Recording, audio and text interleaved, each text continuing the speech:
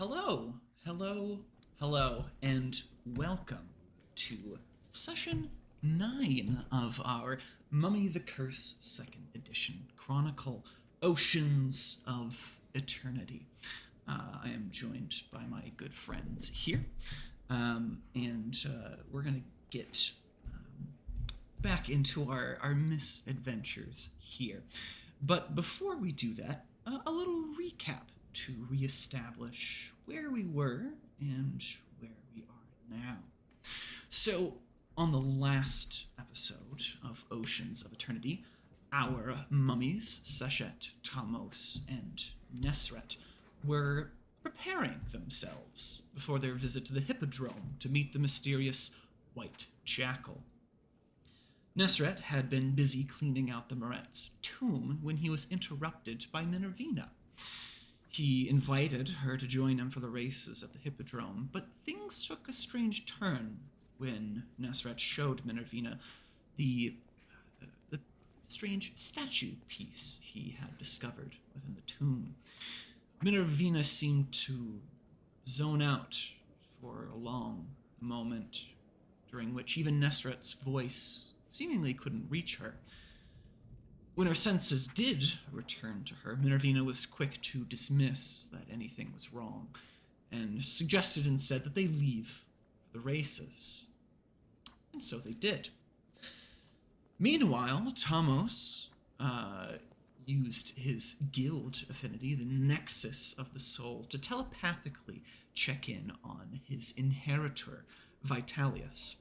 Tamos inquired about any identities that he may have previously gone by, but Vitalius was not familiar with any of Tomos's previous covers. He wasn't high enough on the totem pole, shall we say, to be privy to such information.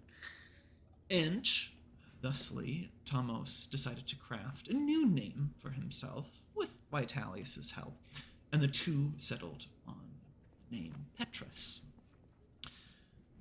Seshet was the first to arrive at the Hippodrome, and her wealth of historical knowledge served her well, led her to recognize many of the treasures that adorned the stadium. The obelisk of Tutmos III, which had been taken from the Temple of Luxor in Egypt. The serpentine column taken from the Temple of Apollo at Delphi, and countless other works of art.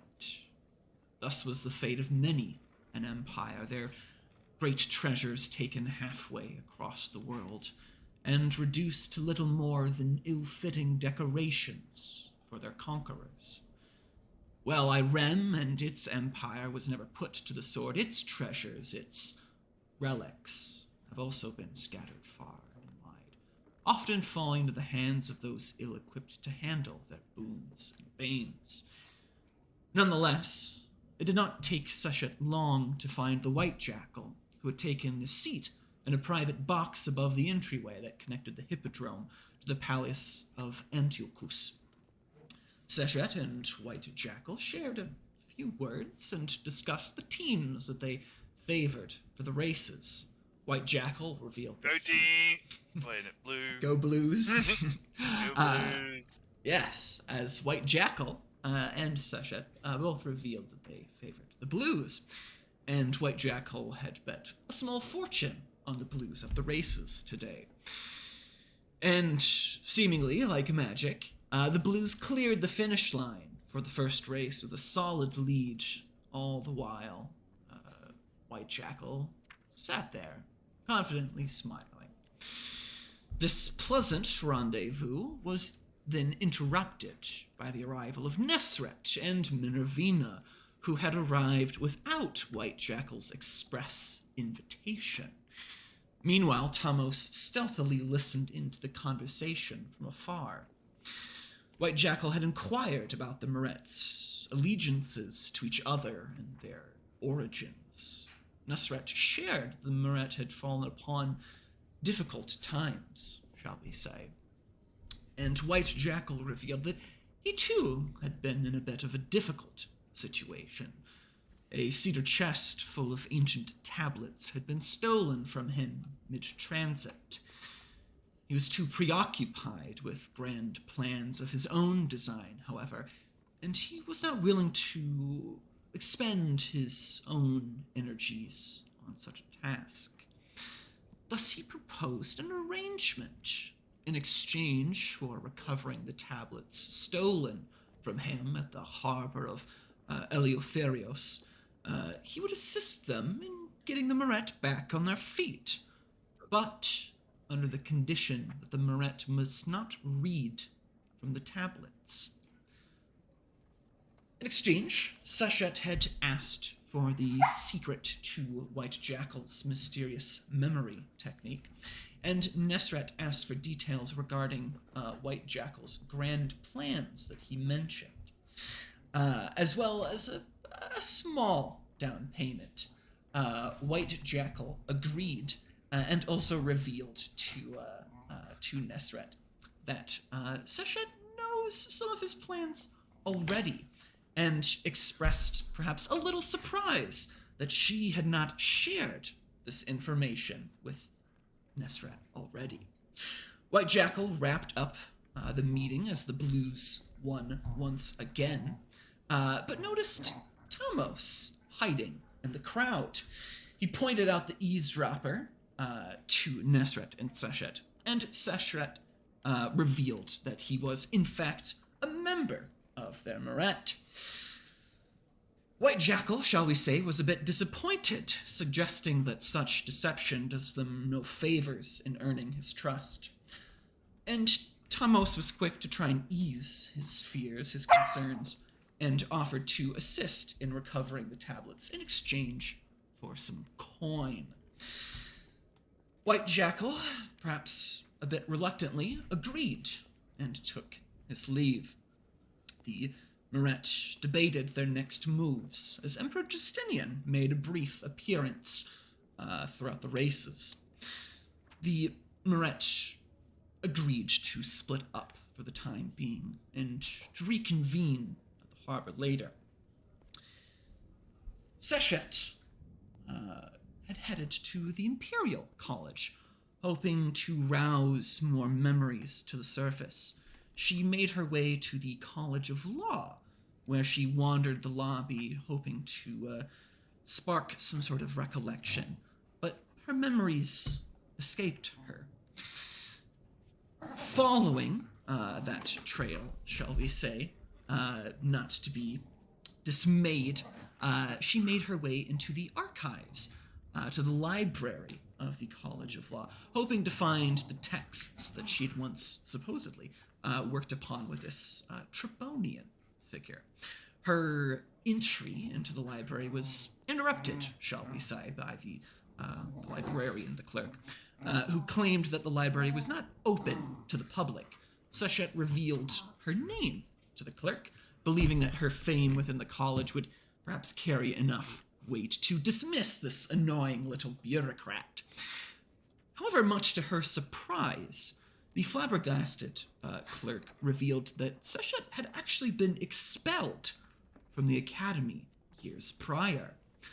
As the clerk demanded that Sachet must leave, a woman carrying a stack of texts dropped them in amazement at the sight of Sachet. As the parchments kind of fluttered about the room, the woman made her way quickly over to Sachet, leaned in closer to her, and whispered, "Your Highness, what are you doing here?"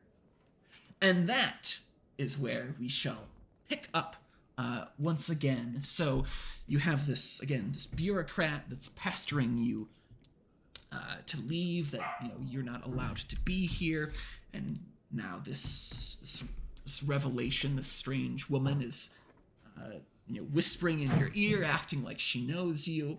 How do you deal with this as the rest of the text, the parchments, kind of drift slowly back towards the ground? Yeah. Yeah. She will, first of all, apologize to the clerk. Yes.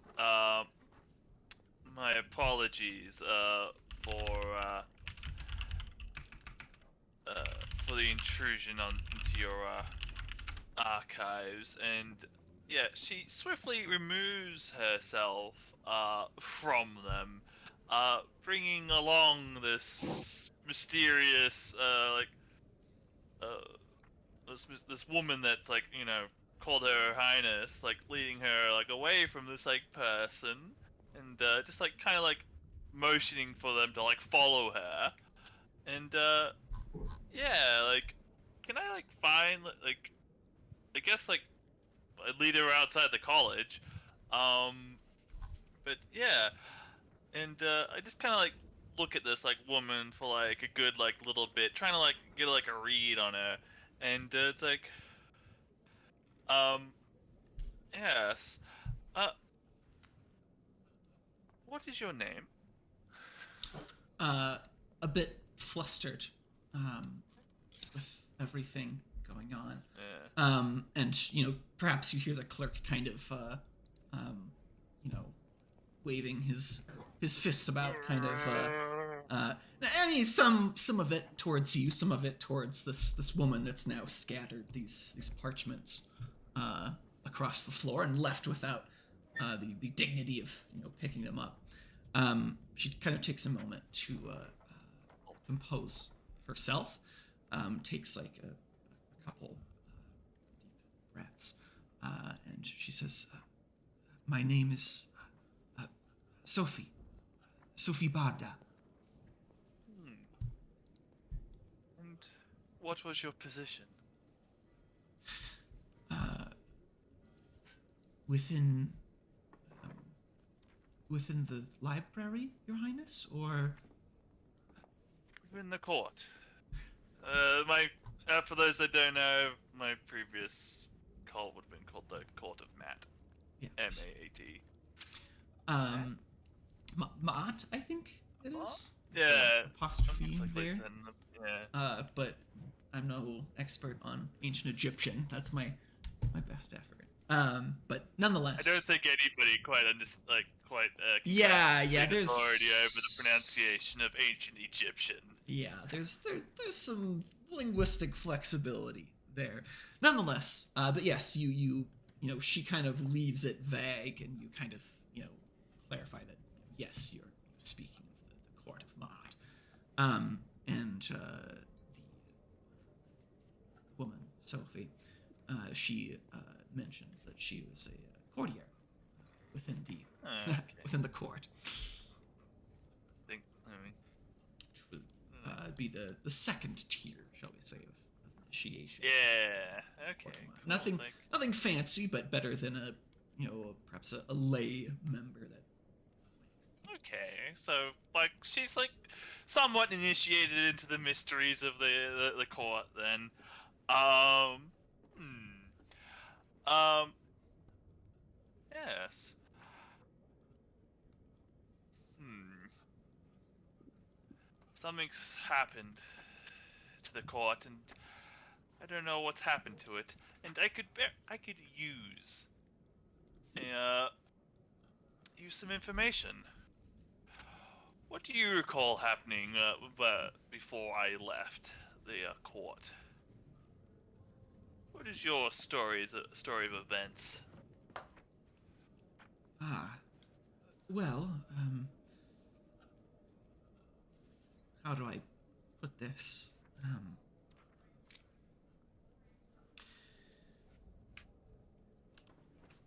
I'm not, shall we say, the most well connected of the court, but at least from my perspective, that is, the court hasn't heard or seen from you in nearly a decade, or more accurately, should I say, what's left of the court. Many of us left. Things got a little dicey, shall we say, during the riots. The court, for the most part, kept to ourselves, though there was shall we say, a certain issue regarding you and others within Justinian's sphere, shall we say.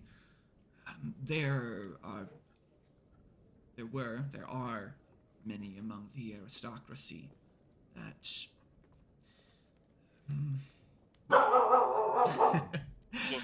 woof, woof, yes. How do I put this lightly? Didn't agree with the reforms that you played a part in.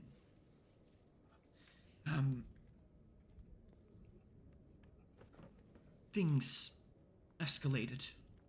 Justinian caved under public pressure, and Trebonian and others within the college and within the courts suddenly found themselves expelled, others jailed, exiled, others on the streets, shall we say, weren't so lucky. So my recollection is a small fragment, I guess. My position, shall we say, didn't lend me to wandering far from the grounds of the college here. But the one thing that I do recall quite vividly, and also hence my reaction, again, excuse myself for my lack of composure, but last time I'd seen you, things had been heated, shall we say. I don't wish to cast you in a bad light. I take that back. You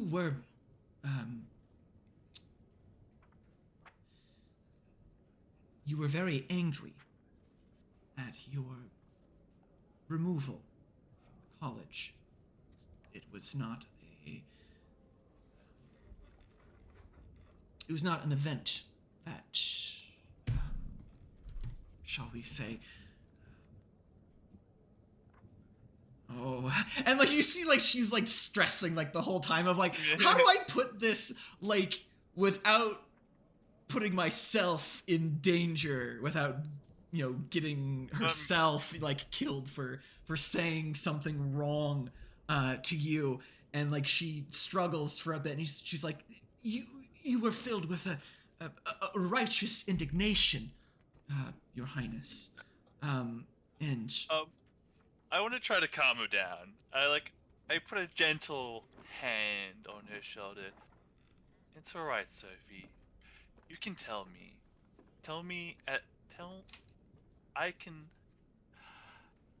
I won't be mad.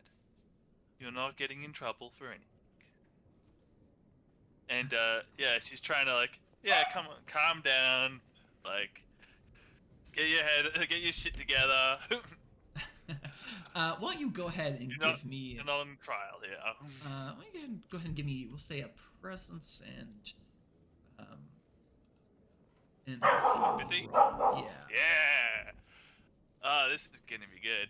So now that you've picked up that new affinity. Yes, I picked up a new affinity of all our delicious experience, letting me add my ab to my to my empathy rolls. So yeah, 4 successes. Quite good, I think. Yeah. 12 dice, 4 successes, just shy of an exceptional, but a valiant effort, and it pays dividends. You do your best to kind of calm Sparta, and indeed she does kind of relaxes a bit. and tries to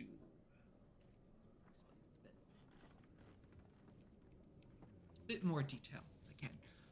That you were incensed. You had a bit of outburst, shall we say, when the missive made its way to the college. Though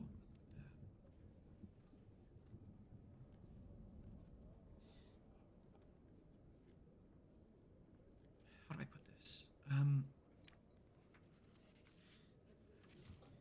Through your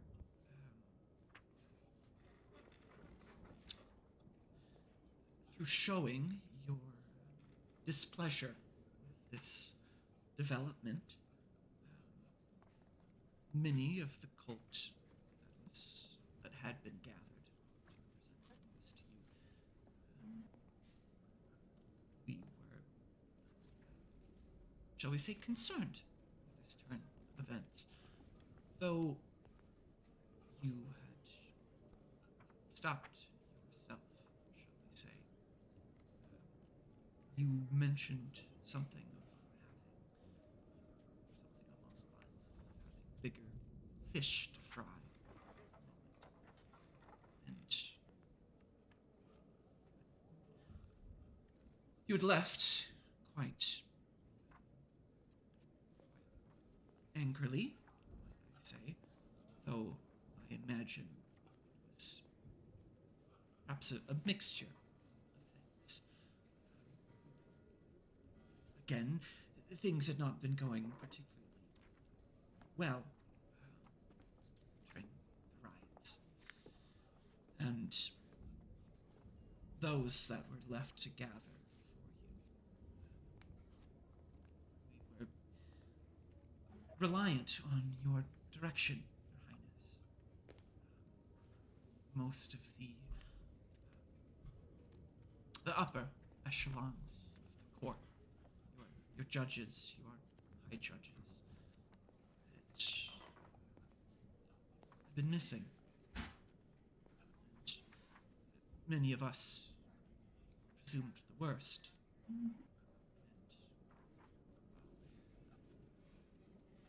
no one's seen them since. That's Go on. That's the extent of what I remember. After you left that night, I never saw you again. And we've never been a particularly, shall we say, outgoing bunch. Yeah, I got a bunch of nerds occultists. We've done as you've asked. We've kept to our duties. But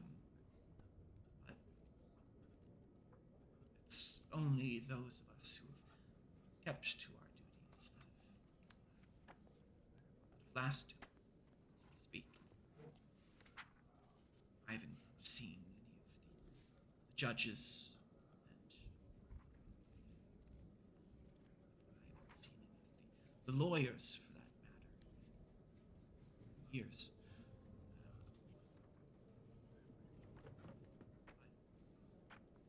I know a few of the cult that still persists, but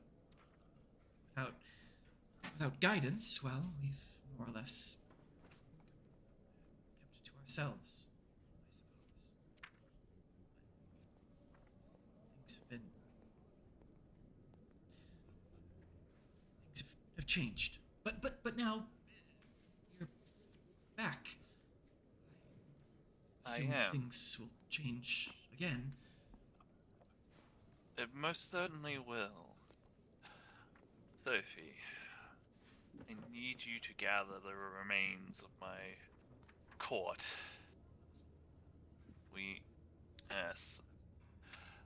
I think it's time that we reorganize and restructure ourselves back into a more proper form, rather than this scattered lot you seem to be describing to me.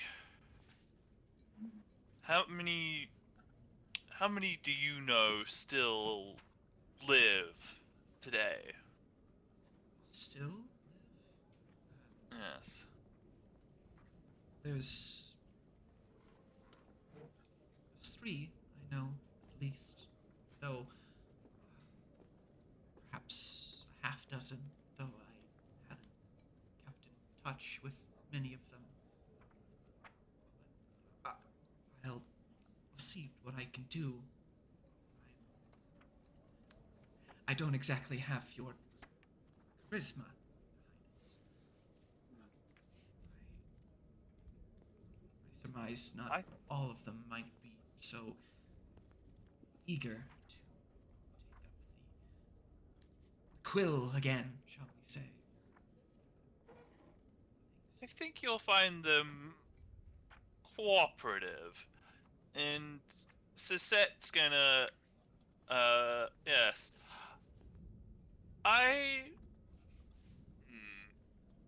I'll entrust this to you. And she puts her hand on her shoulder again, and I guess feels a warmth behind her heart grow as Chisette invests. I point a fab into Sophie. There we go. Wonderful.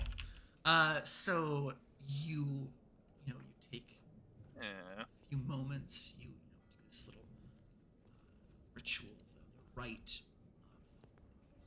and what pillar point do you? I put a point of ab Point into of her. Okay.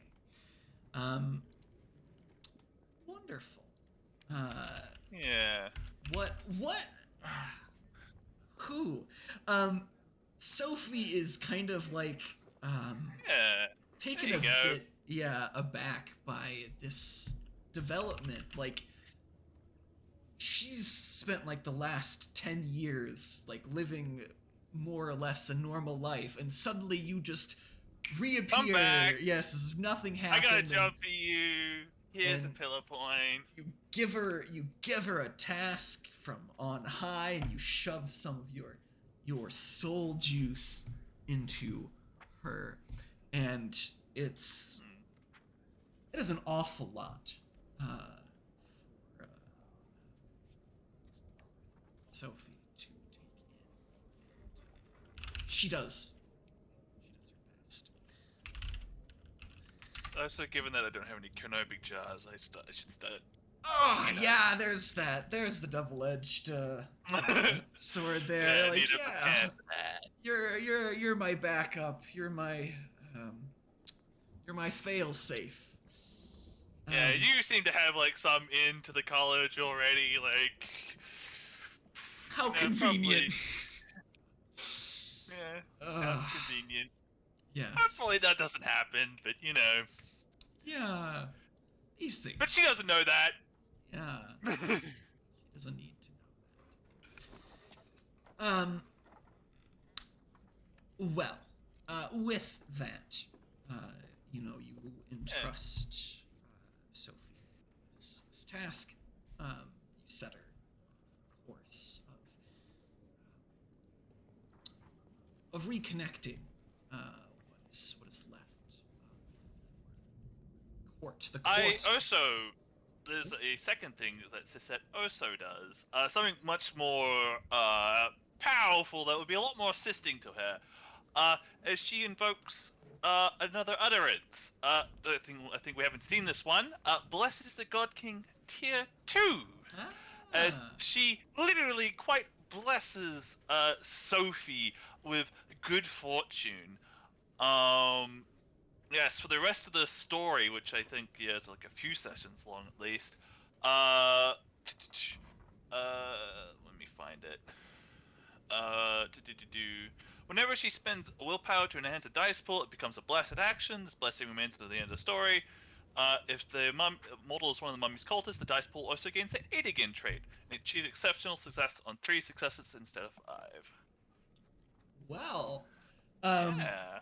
So yeah, pulling from your utterance, you give her the tools that she needs to succeed in this once again kind of cracking the whip and fate, shall we say, and bending destiny, bending fate a bit to ensure that she is successful in her task. As you have invested her, you have empowered her, and you have set her forth on this mission. And now, almost kind of like, it's kind of beaming, almost glowing. You know what? I got one more thing for her. Oh God! I believe in you. You can get this job done, and she'll use her inspiring merit to inspire Sophie. The triple threat. My goodness. There you go. I think that's there's a reason you've got a cult of personality going on. Yeah. Big successes. She's very inspired. Exceptionally inspired, yes. Yeah, so take the inspired condition, Sophie. Yes. So a beautiful triple threat. You've invested your cultist with your ab, point of your ab pillar. You've blessed her with blessed is the God King, and now your warm words have inspired her to go even further beyond, shall we say. You've set her up for success, this kind of mild-mannered jurist's assistant. And as Sophie's kind of filled with this newfound vitality, as it were, she's almost kind of beaming, that she's been like so... someone who's been so lowly on the totem pole has suddenly been like vaulted, up the hierarchy, shall we say, suddenly entrusted with so much. It's a lot to take in. And Sophie, now your inheritor and cultist, kind of looks at you, now perhaps a bit more confident in herself and her abilities. But there's still one nagging question in her mind. And Sophie kind of looks at you and she's like, what of you, Your Highness? What shall you be doing now? Many things.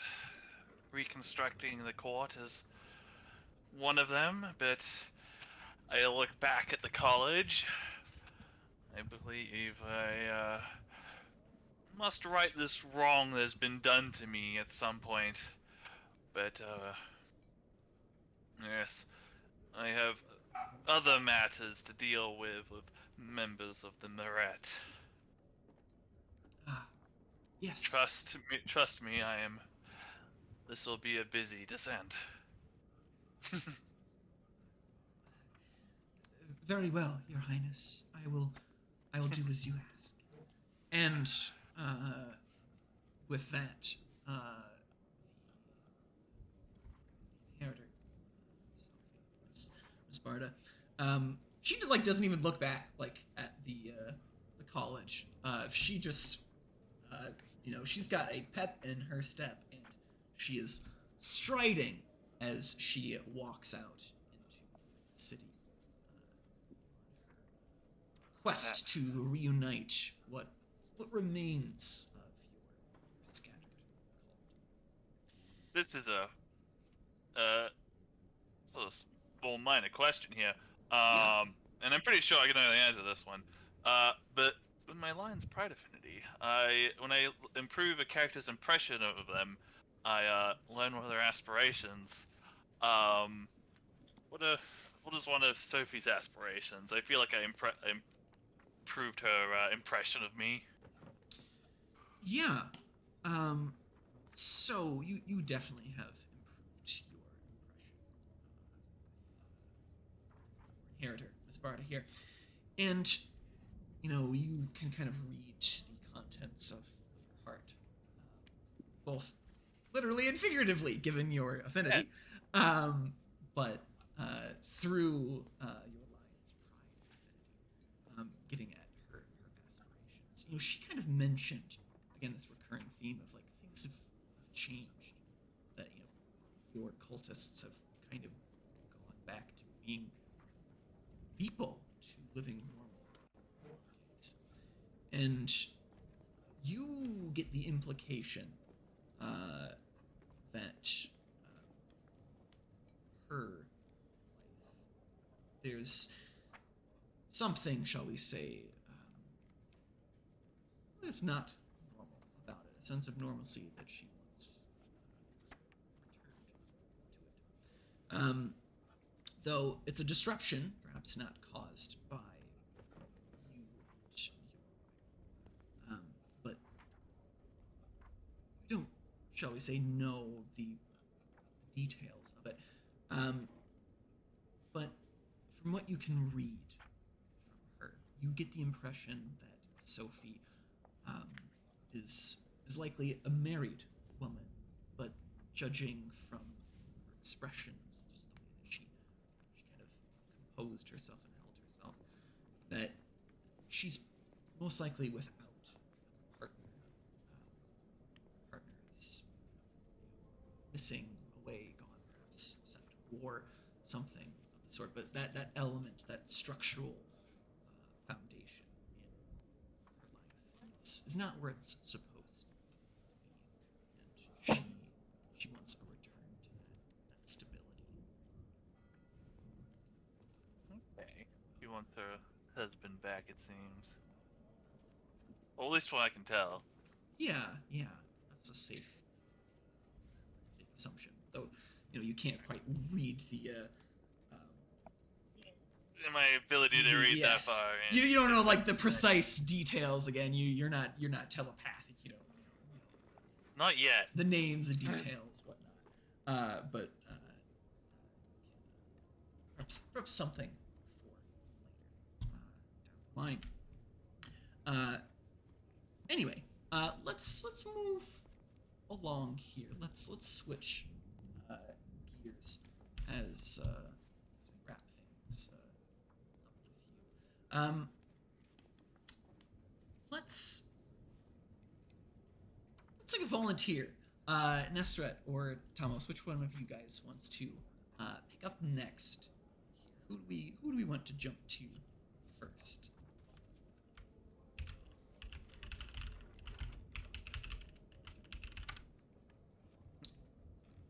I'll defer to Perez. All right, I guess you've been volunteered.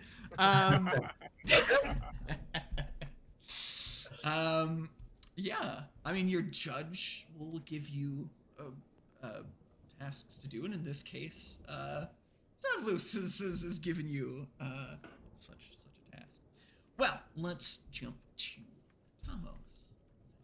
So, I believe that we had last left off with you, and you correct me if I'm wrong, but I believe you were intending to head to the home of the Dr. Eutropius to check on your inheritor, Vitalius, and this strange woman, the sister of Eutropius, Alexia, that you seem to have some memories of, though you're struggling to find the context, shall we say, or the greater history. Is that still correct?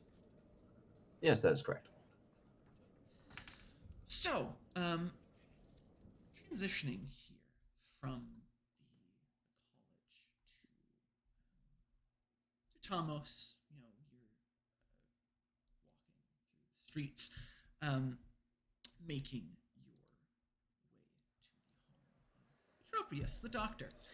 And it's not, shall we say, a particularly long trek, and you're starting to get accustomed to it. This is your second time making a trip, though perhaps a little different in the daytime as opposed to carrying an unconscious man through the streets at night.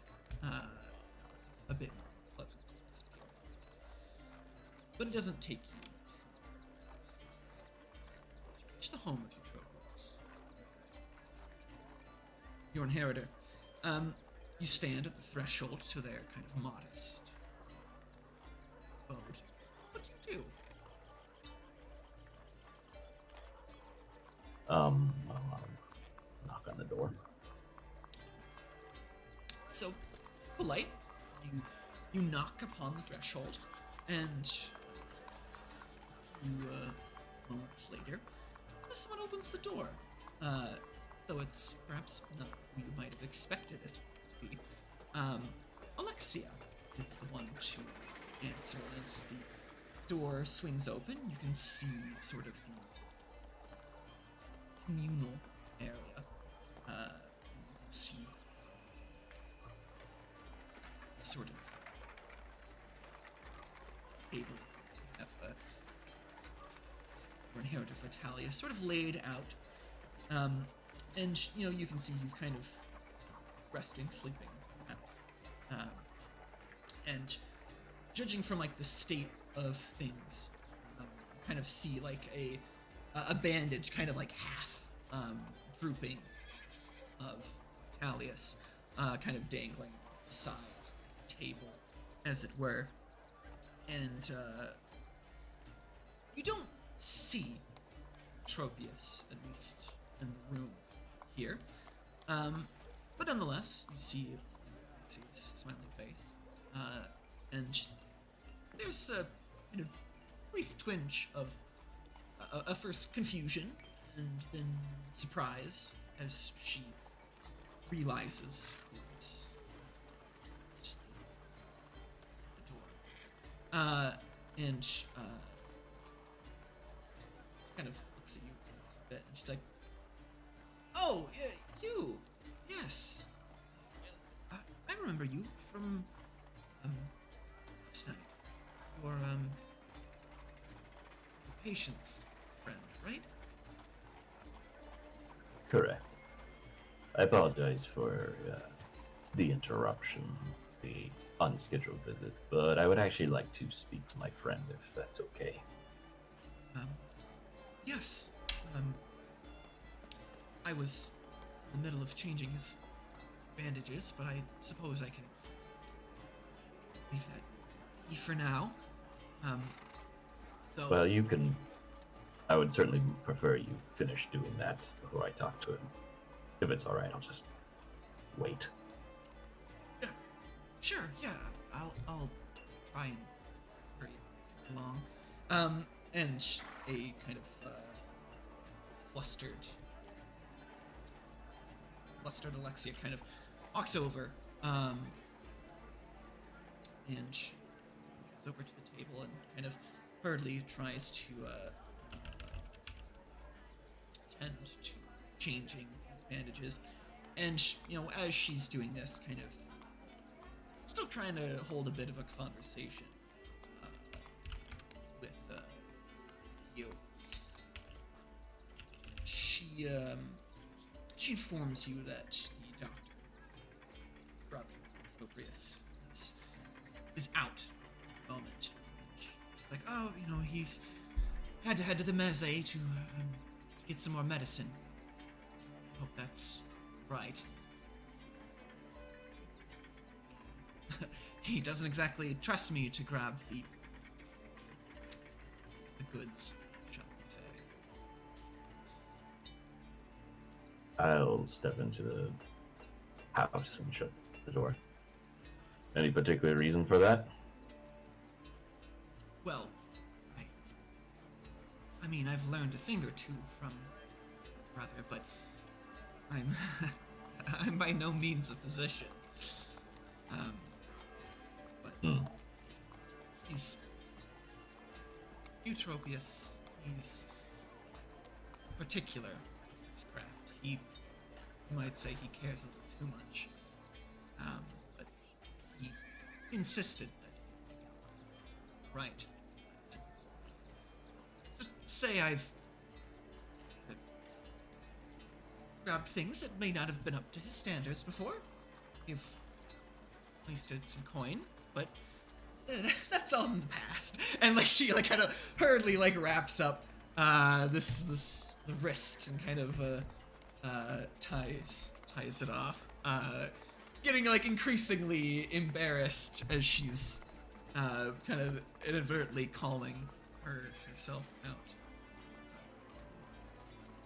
out. And with that, as she kind of ties the final knot, as it were, the sudden pressure kind of jolts Vitalis, rousing him back into like a semi-lurid state of consciousness, and you kind of see his head kind of spin about, kind of blinking, trying to adjust to the room. And Alexia kind of looks at the two of you again, a bit flustered, and says, I'll take my leave now. And you can kind of see a little bit of red kind of flush her face, and she proceeds to excuse herself and shuts herself another room, and leaving you with your inheritor, who's like starting to kind of come to, and his eyes like lock with yours, like a bit of that fatigue, a bit of that confusion kind of gives way to that sudden adrenaline rush, shall we say. And he kind of like jolts up a little bit and kind of winces as he tries to right himself, tries to present himself. And he kind of looks at you, and he says, and he kind of stops himself for a moment. Petrus, hello. I didn't expect to see you soon. I'll raise a hand. You can be at ease. I apologize for dropping in, but I simply have a lot of things to discuss with you, and, well, the past few days you've been not well. I was hoping maybe we could discuss a few more things. Now that you're probably getting taken care of. Yes. Of course. But, how can I be of service? I'll grab a chair or sit close to him as I can, just so we don't have to talk. Yeah. Steal a chair, pull it up, sit. First of all, how are you feeling? Any better? Valius kind of takes a moment to kind of take stock of himself, kind of looks down, kind of examining his bandages, and he says, yes,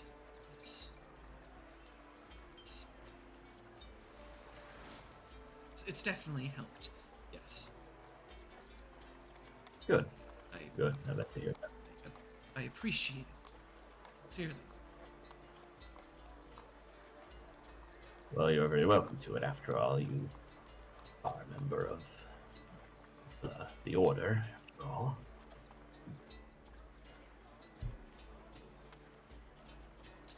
So, did you happen to get a chance to discuss with Eutropius and possibly Alexia about my preferred name?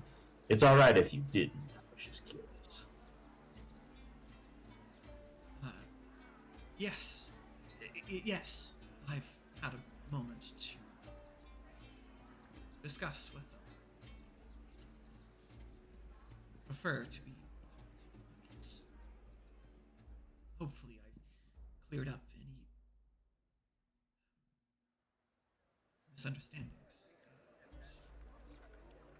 Your given name. I trust you on that. Now, here's why I really stopped by, in addition to checking on your health. I need to know as much as I can about the state of the Order, besides the fact, of course, it's very much scattered to the wind. I need to know if you know where any other members are, what ranks they hold. And Well, just anything else you can tell me in the past 10 years. I know you've said a lot already, but I need to start rebuilding rebuilding the cult. And as of right now, you're my greatest ally for that. Understood. Where should I start? Well, how many members do you know are at least still alive? And with that sigh, why don't you give me a wits and empathy roll? And there's a very long pause before he answers. Boy.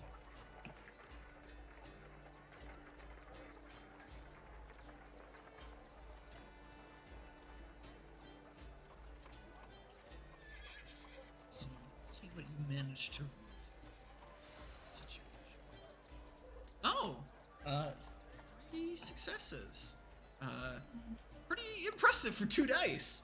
Not gonna lie. So somehow, you managed to get a pretty good read on your inheritor, on Vitalius, and he tells you that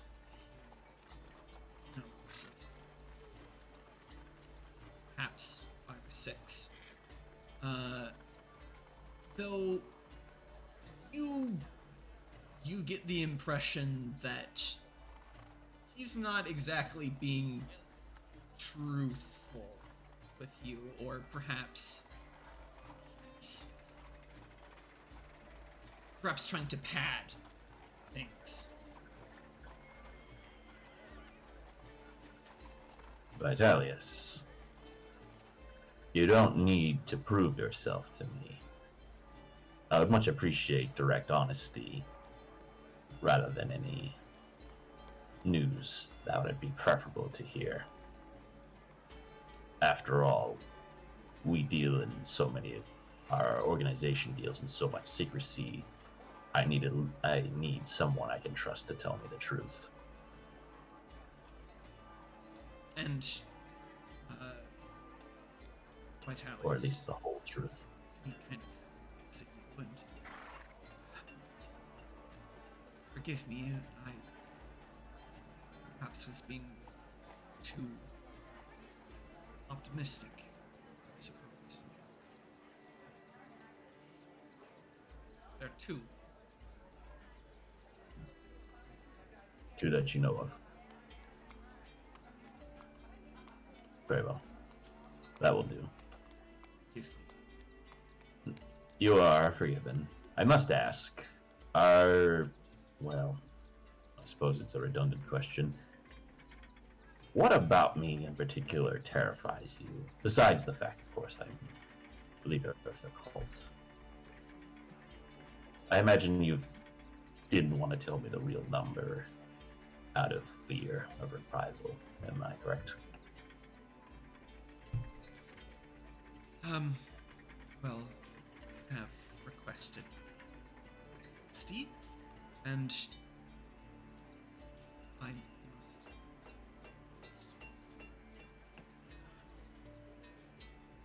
There have been stories. It's been passed down to generations, as it were. Let's just say, your reputation precedes you. It's a certain degree of infamy amongst making displeasure known. Displeasure strikes you. They say that the ill wind is a fickle one. Those that fail tasks spoken out. dealt with certain prejudice. That, and given the necessities of our work, shall we say, and like he kind of tries to tone that one down a bit, and you see him kind of looking towards towards the door, towards the room that Alexia presumably is staying in, and again tries to restate our line of work is not one for the light of heart, say, and healing in the shadows does not engender a great deal of safety, security. They say, live by the sword, die by the sword. I'll nod my head. I see. Thank you for telling me. The cult is not a, I should say, the ill wind is not one. Let's just say that the environment is not one that favors a long life, should we say. Which is our line of work. Which is as you command, as a judge.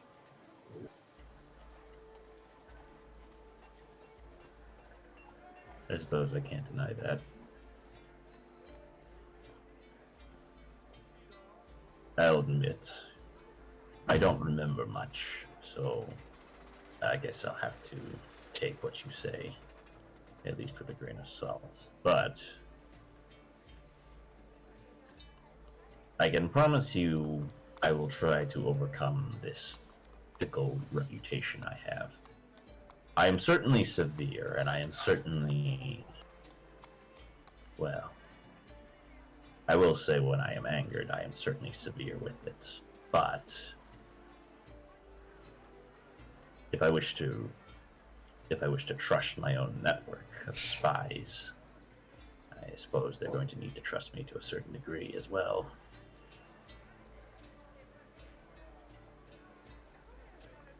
I will try to do better with that going forward. As far as disagreements, well, I certainly understand the need for discourse. Of course, in our line of work. If just for clarification, for those of us listening or unaware, if I recall correctly, from your cult, the Order of the Ill Wind, I believe it was only the Grand Master of the cult was the only one that was permitted to openly dissent with you, if I recall correctly. Yeah, that's correct. That is correct. That is correct. Just to give some context here. Yeah.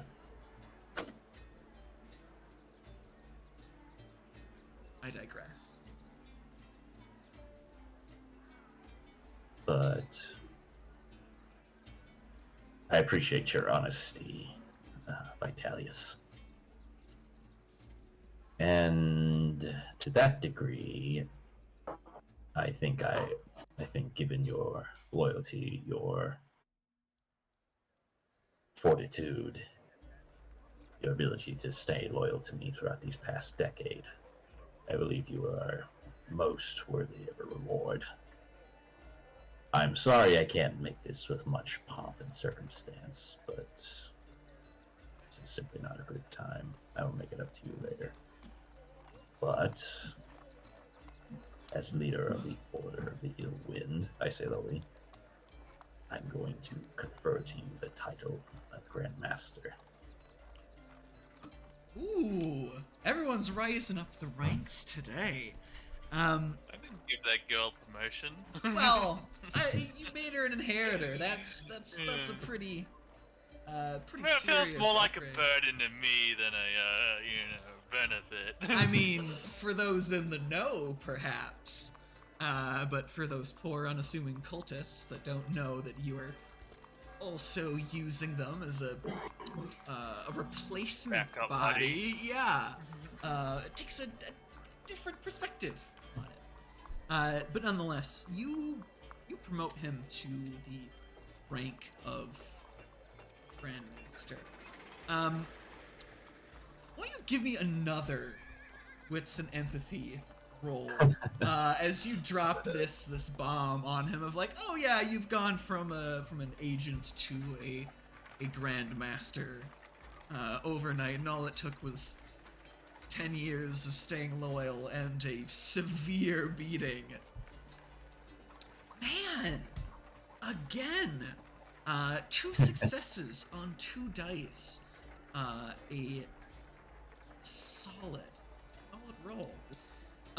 So despite your lack of empathy, perhaps by virtue of your connection to your inheritor, the degree of telepathy that the two of you share, and your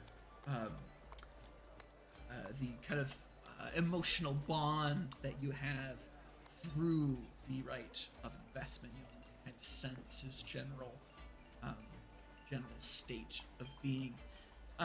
It perhaps gives you a little more context. When you drop the rank of Grandmaster, it's you. How to put this? You would think that someone in his position would be elated, and perhaps it's the pain that he's experiencing from his wounds. Perhaps it's merely the shock of the revelation.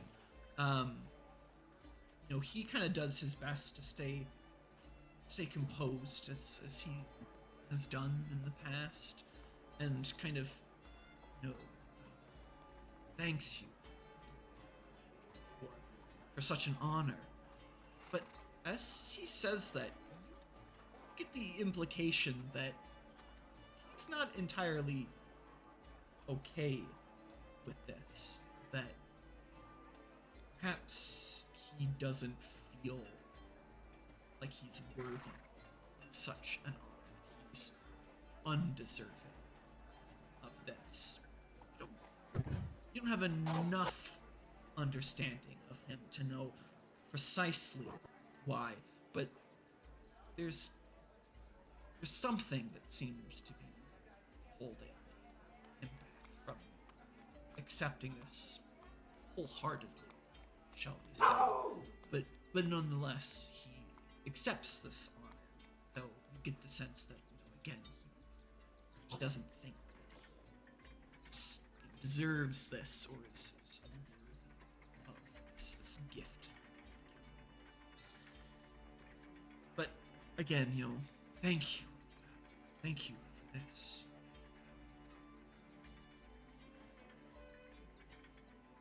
I suppose I shouldn't pry too much, but something tells me you're unsure of my trust in you. You can be honest with me, especially now.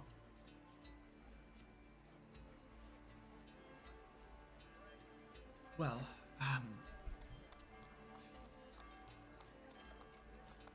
put it a bit bluntly, I suppose. I never considered myself, say, deserving of such position. It's been 10 very, very long years, and given the state that found me in, isn't exactly, well, reflect well.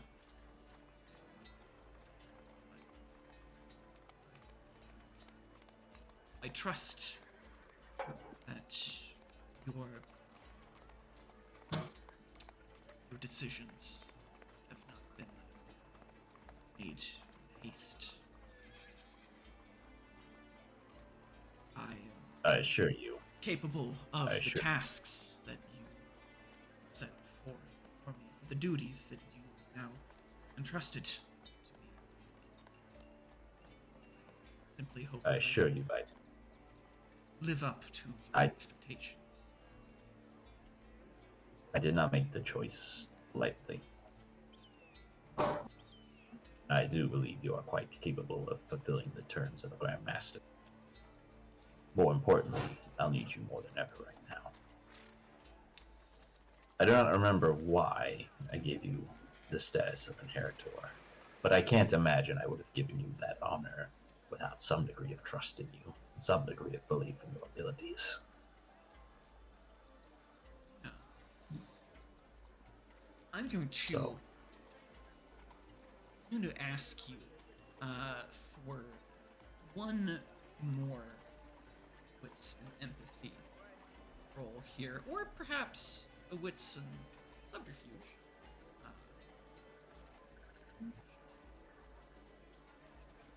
Two.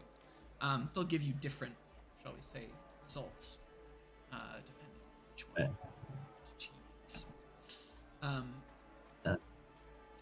Subterfuge.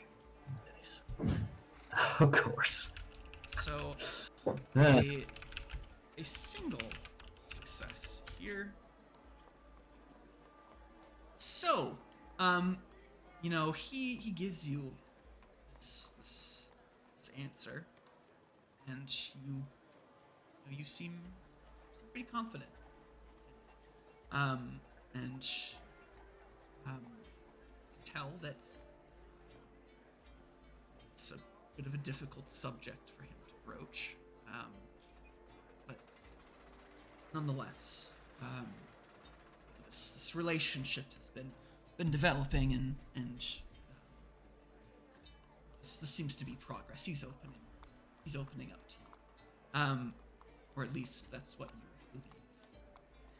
And on the matter of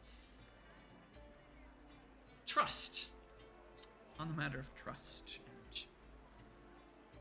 inheritance, as he's given him the right of investment. He is your inheritor, and clearly you've trusted him in the past. Vitalius.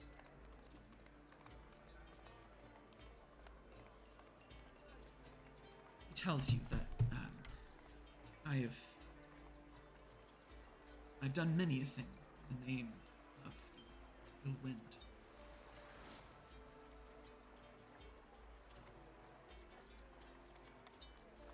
I believe your choice is a wise one. After all, if you had not seen fit to invest in you would not be here having this conversation today. Likely be dead in a cell.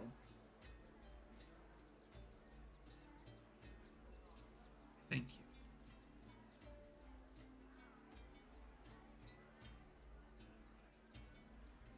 You're very welcome. I will always try to reward loyalty above all else. Now, I think I'll have a discussion with the other occupant in the house at the moment. Why don't you rest? I will leave you be until, well, I'll have to return to give payment, but otherwise, we don't need to discuss much unless something comes up. Until then, I should probably leave you to rest until you're fully healed. Very That well. sound fair? Of course. Should you have any more questions, tasks you need of me for, do not hesitate to ask. try and serve aptly as your grandmaster, as your inheritor.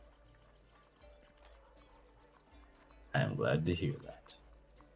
Now, I'll leave you be, and hopefully that will help you heal a little faster. I'll then get up from the chair and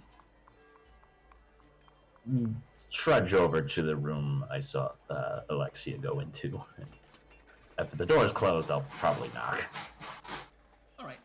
Why don't you go ahead and give me a perception check with some composure as you go over to knock on. A single success. Yeesh. So you go to knock on the door, and you hear a brief little disturbance, seemingly coming from immediately opposite of the door. You hear like a stumbling noise, perhaps, and a second later, the door opens and you see Alexia kind of peeking out from behind it. She's like, "Yes, can I help you, Petrus? Finished?" Yes, sorry to bother you, but I perhaps wanted to chat. I apologize if I'm bothering you too much. No, not at all, actually. It's been a strange day, but I appreciate some company that isn't my brother.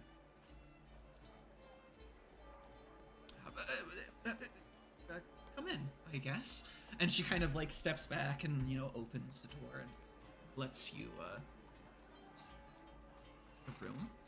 And she kind of looks at you again as she kind of takes a seat, and she kind of studies you. She says, "So, Petrus, what would you like to discuss?"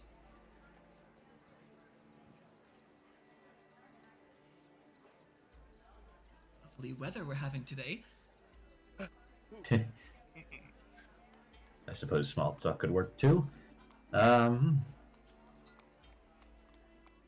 She kind I of get the she kind of impression- lets out a bit of a nervous laugh. I get the distinct impression you are flustered by me, at the very least.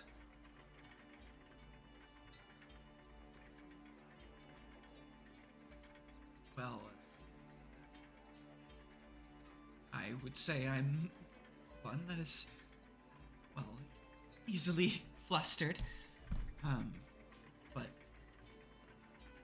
considering the circumstances of our meeting, shall we say, both last night and today, it's been less than ideal, I suppose. Strange circumstances, I guess. Thrown me a bit hard.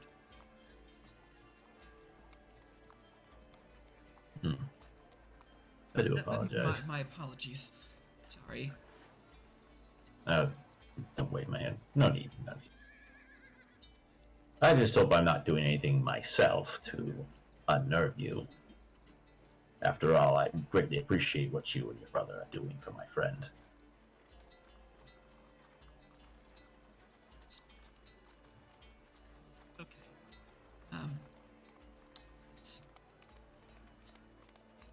I help where I can.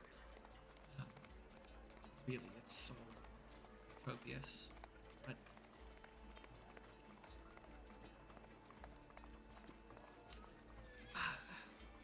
I'm sorry. I can't but shake the feeling that I've seen you before, but it's bothering the hell out of me, honestly. I can't remember where. You've been in the city before. I kind of give a look like I'm thinking. You know, like, are you a local? Are you a foreigner? Like, Hmm. I mean, clearly you give the impression that you're a foreigner. Shall we say you're not ethnically Greek, but No, I'm not. I think you're But like Persian, right? Mesopotamian, Yeah, but Mesopotamian. he strongly identifies. Yeah. He strongly identifies as Persian, though. I don't know, just cultural thing. Yeah, yeah. Well, I'm certainly not from here per se, but I was in the city at least 10 years ago. Though my memory is quite... How do I say this? My memory has failed me quite a bit lately. Speaking of memory, why don't you give me another memory roll as you have this little conversation with Alexia. See if your memory fails you once again. Okay. Good memory. Success. Hey, a single success. I'll take it. So, well, Alexia doesn't seem to recall where she's met you before. But you know, she can't quite shake that sensation. And not sure where to place it. Something, however, jogs loose in your mind. Something bubbles to the surface. Now, last time that Alexia last night, you had an inkling of the memory that she too seemed familiar, though not entirely. That perhaps you had, again, given the span of 10 years, perhaps had known a younger Alexia. And it was this sort of hazy recollection that seemed to perhaps connect to the memory that you had upon the island of this young girl sort of dancing with her doll in the sunset.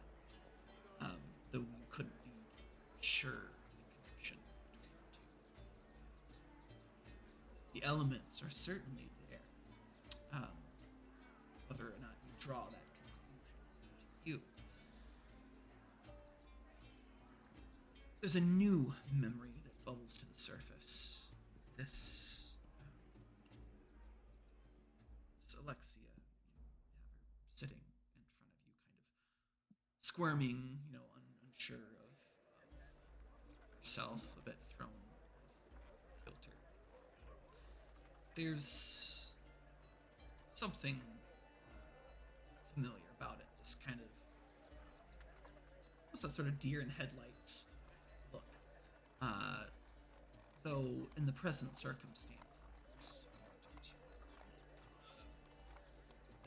a touch of embarrassment, perhaps, circumstances, or perhaps due to your deathly pallor, your shall we say, your complexion doesn't give you a certain, shall we say, aura of vitality. You do look the part of a fresh corpse, shall we say, that lovely vampiric pale sort of tone, that sickly sort of appearance, shall we say.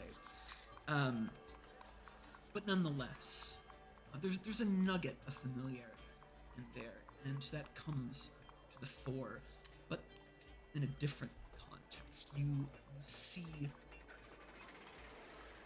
what you presume to be Alexia. Alexia 10 years younger, perhaps. And circumstances have changed.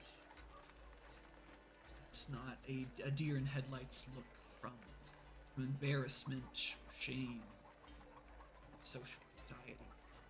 It is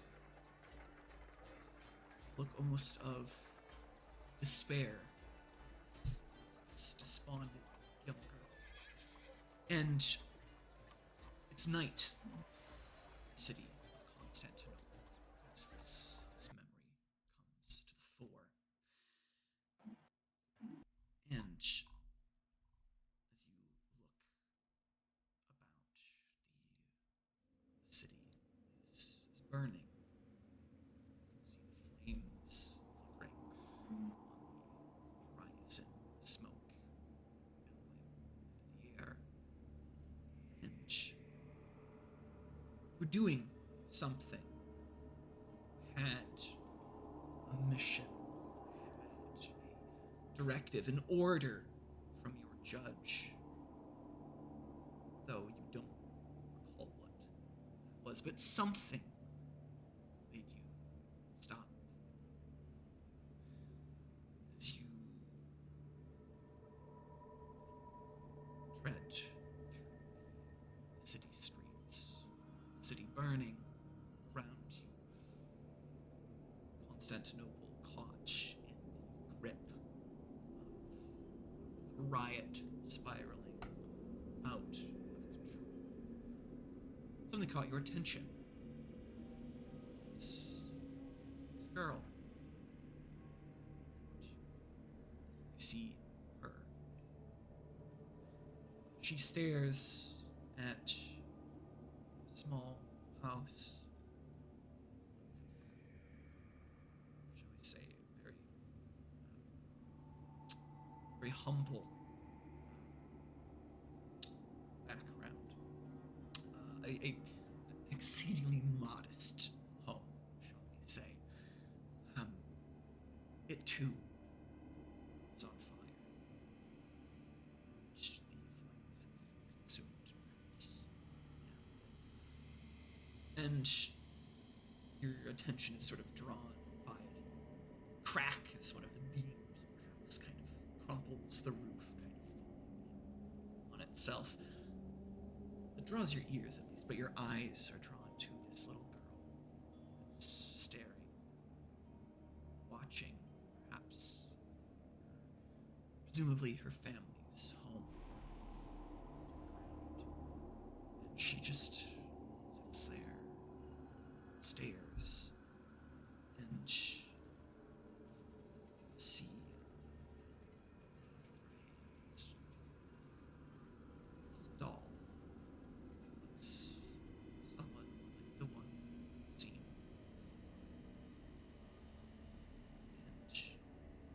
And in that moment, torn between your mission, directive given to you by your judge. You're not quite entirely sure why you stopped, why you bothered to give this person this moment of your time. But in that moment, something called to you, some long buried sense of familiarity, some deeply repressed longing, perhaps some shred of ancient empathy within cold, dead heart strikes a particular as you stare at this defenseless child alone as the city, which everything she knows and loves burns. And curiously,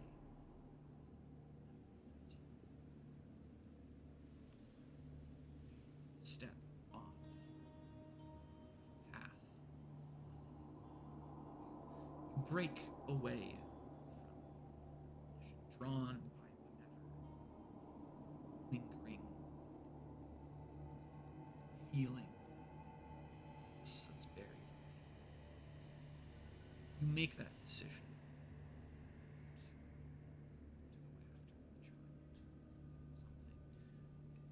Something within you, something that you can't ignore, some fundamental part of yourself draws you to protect the child. Some deep-seated need to see that she's safe, though you don't entirely lie. But nonetheless, that vision, that memory, that flashback that you're experiencing, it unfortunately ends as you make that decisive step towards this young girl that you now recognize as this woman standing before you, grown fully into her own right. And perhaps the decision you made that day had some effect. You have no idea what's transpired in the 10 years between then and now, but perhaps, just perhaps, the decision you made that day has led to this moment. Perhaps, and perhaps this is a dangerous arrogance leaking into your mind. It's hard to say, but perhaps you are responsible for her being alive and well. But that's a conclusion for you to draw if you so choose. Thought nearly enters your head. But that is where the flashback concludes, frustratingly.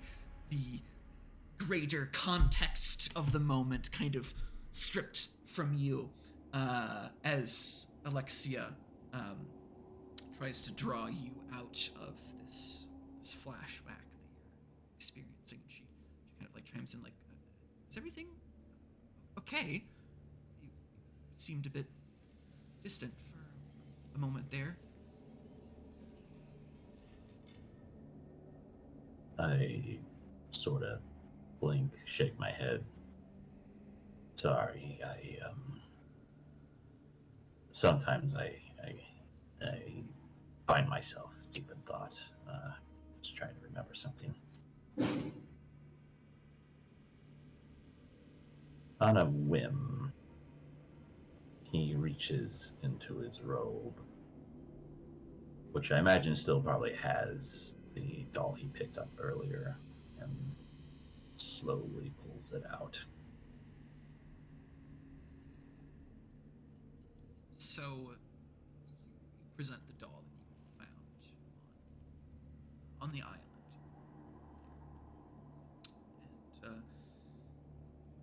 And you present it to her.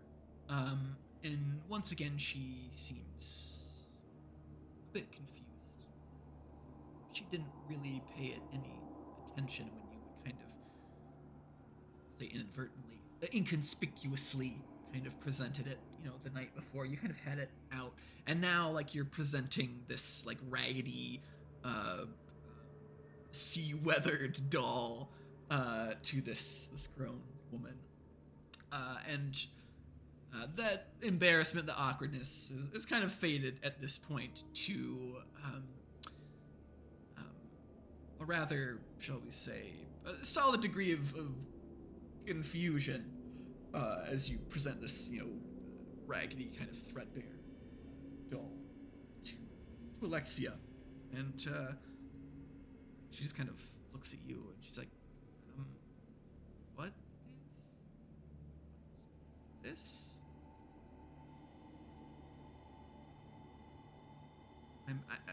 I'm sorry.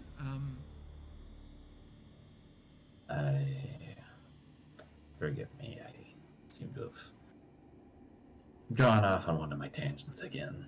I put the doll back. I found that a while ago. I suppose some part of me wants to kind of wonders where it came from. Who had it last? Oh. Although I suppose it's ridiculous given the state of the doll. Yeah, it's not in good condition. I mean, it's been half buried on an island beach for God knows how long. I don't know. Do you ever wonder about something, and even if it's ridiculous, you wonder if you could investigate it?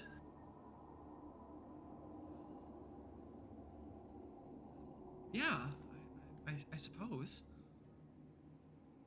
There's questions out there, and sometimes it's fun to just consider them, but not everyone's in a position to chase after answers. Some of us have duties to attend to, and she kind of takes a little bit of a peek out the door to spy on Vitalis for a moment to see how he's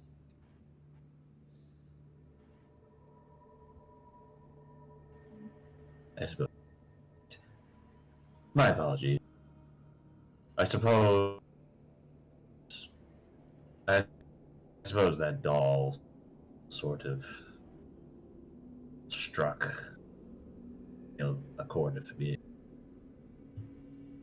much like the one you've.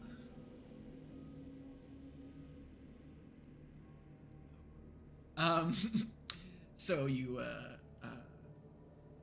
yeah, you mentioned this, and with that, as she's not exactly quite sure how to handle this, you mentioning that, she's struck a chord with you, as has this strange, creepy doll that you have in your possession. The awkwardness, shall we say, is cut by the arrival of Eutropius, who comes in through the front door. And with that, Alexia kind of hurriedly takes her leave out of the bedroom to go greet her brother, using this as the convenient excuse to get out of this conversation that's starting to veer into strange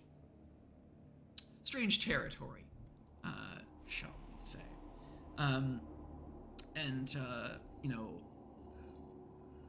Eutropius comes, wearing a satchel. He's got kind of herbs and bandages and poultices that he's presumably purchased from say, and given the circumstances, presumably at his own expense, given that you have, as of yet, to pay him services. But nonetheless, do you have any parting words for anyone here, or do you kind of take this as your cue to leave? I'll stuff the doll away again. Walk up and greet Eutropius real quick. Sorry to bother you. I wanted to see how Vitalis was doing. Fair enough. Talk with him a bit myself. He seems to be doing quite well. Recovery's coming along swiftly, I think. Good. And in regards to your payment, I've just about procured it. Next time I visit, which should be in the next few days, I'll have it to you then. Excellent, excellent. Yes, that would be that would be much appreciated. Hmm. With that, I guess I should take my leave. Thank you once again for helping my friend. I suppose I'll see you again when I have the payment. Appreciate it. Looking forward to seeing you again. Looking forward to seeing your friend here back in proper shape. And with that, Thomas exits home and exits scene. Let's shift on to Nesret here. So if I remember correctly, after leaving the Hippodrome here, I believe that you were heading to the Hagia Sophia. Is that correct? I don't know if we call it last session or like we're just gonna waive it. I know we weren't gonna do a scene for it, but the close. Ah, It just would yes, have been yes. get something slightly better. I was gonna kind of the middle road get something for me and Minervina. Yeah. You've received that small down payment from the White Jackal. And you mentioned you also wanted to get something for Minervina. Uh, Interesting. Okay. I won't dwell on this too long per se, but what precisely like are you looking for? Like um what kind of vestments? Are you looking for something in particular? Are you looking for just kind of everyday common attire, something to blend in? Like what sort of fashion, I Uh, guess, are you going Nothing too flashy. I just want to kind of blend into society a little more. I don't want to draw too much attention to myself. for? All right. So yeah, I mean, you've got coin in hand, and the merchants of the Meze here in Constantinople are eager to take your coin.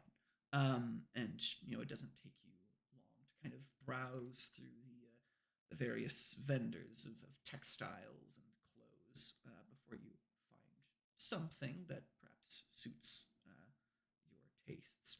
And I imagine Minervina's also taken, I guess, a bit aback when you inquire as to what sort of attire she wants for herself, and kind of a bit elated, a bit excited to kind of get out of the um, worn, kind of dirtied clothes, considering her imprisonment on the island of Antigone for some time.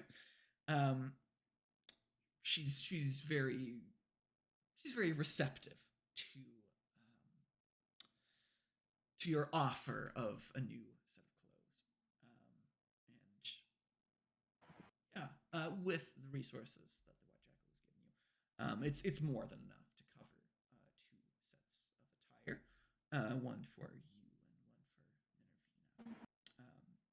But again, you just kind of get something kind of run of the mill, something everyday, a kind of plain tunic, something that's not going to stand out, shall we say. A remarked improvement on the priest's robes that you had been wearing up until this point, the robes that you had taken, or should I say, been coerced. Father Vitalis had been coerced into giving to you and Thomas, but nonetheless, yeah, you managed to cross that off your bucket list. You kind of find fluted spot where you can change into your vestments. Do you intend to hold on to the priest's robes for the time being, or do you just kind of like these heretical fabric, you kind of like toss it in the trash? Like how do you feel about these clerical vestments that you've been holding on to? The RPG player in me says hoard everything. All right, So, This could come in handy later. yeah, key item, quest item. I could sell this to a shop later. Yeah, something of the sort. So despite your distaste for the orthodoxy of the church, you for some reason hold on to the priest's robes, considering that they might come in handy later. But there is the manner of your next destination, as it were, towards the Hagia Sophia. Question for you, though. Did you intend to do this on your own again, or did you want to continue dragging Minervina along with you?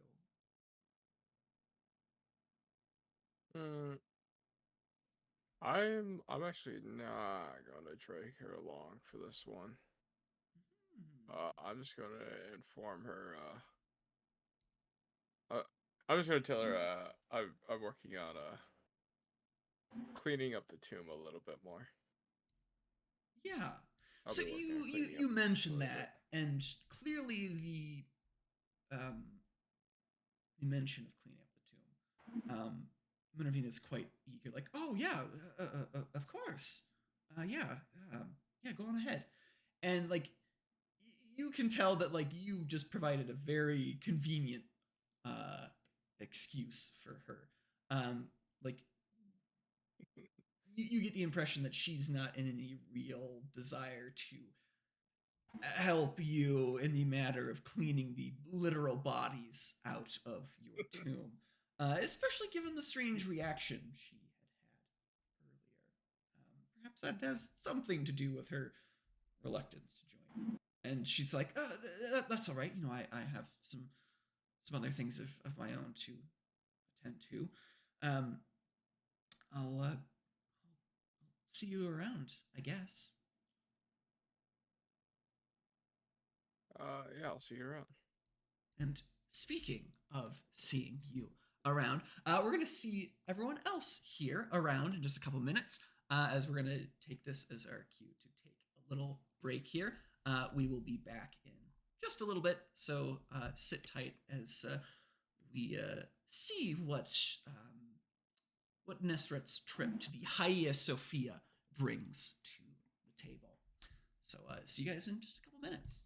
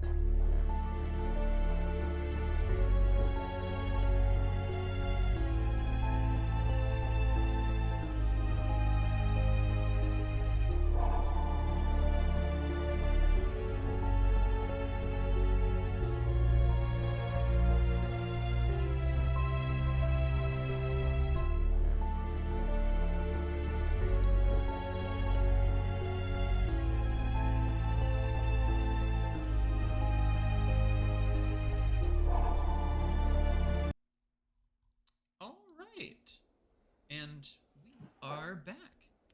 Thanks for waiting. So, we had last left off with Nesret parting ways to attend some business of his own. Nesret here, curious about the phase of this new era he finds himself in, has decided upon himself to investigate the, shall we say, the crowning achievement of the faith. This temple that has been built for Constantine. This great domed structure the locals call Hagia Sophia. And you make you're lonesome to examine it. So making your way there, it's actually a relatively short trip from the Hippodrome. It's just kind of across the center, the Augustion, as it were, to this great and magnificent church. Even you, with your,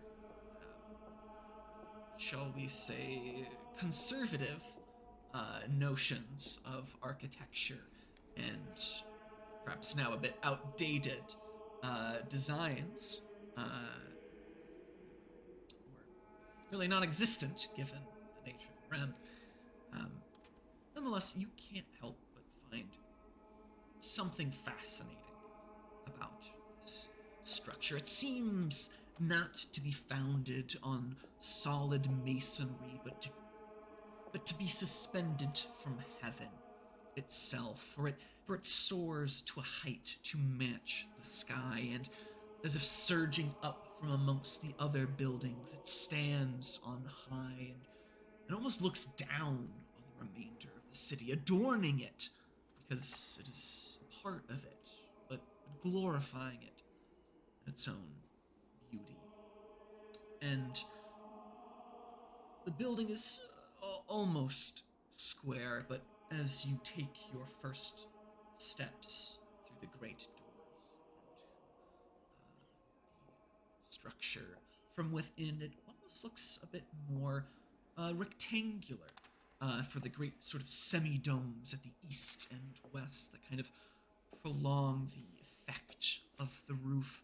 There are 3 aisles separated by columns with galleries above and great marble piers that sort of rise up at either end to support the dome. The columns, you can tell, are of the finest marble, selected for their color and their variety, while the lower parts of the walls are covered with marble slabs. The curtain walls, those non-load bearing exterior walls above the galleries and at the base of the dome are pierced by windows which, in the glare of daylight, kind of obscures the supports and gives you the impression that this canopy is almost floating on air.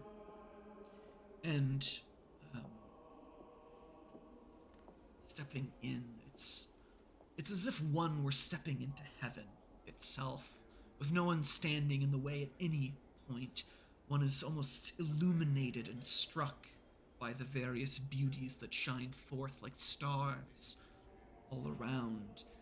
Then everything else seems to be in ecstasy, and the church itself seems to whirl around.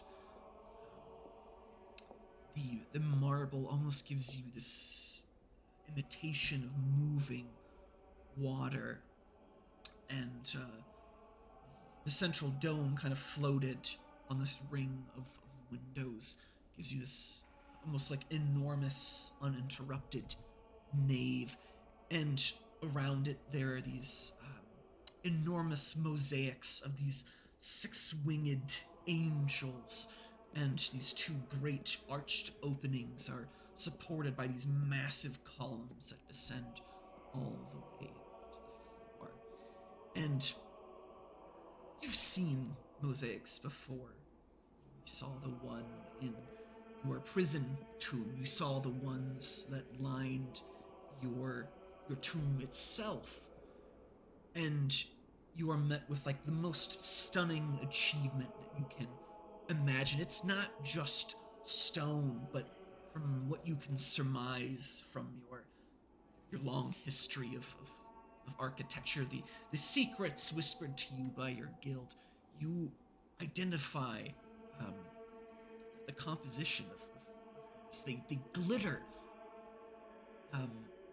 Parts of these tesserae, they're not stone, but gilt glass, and in the daylight they shine, and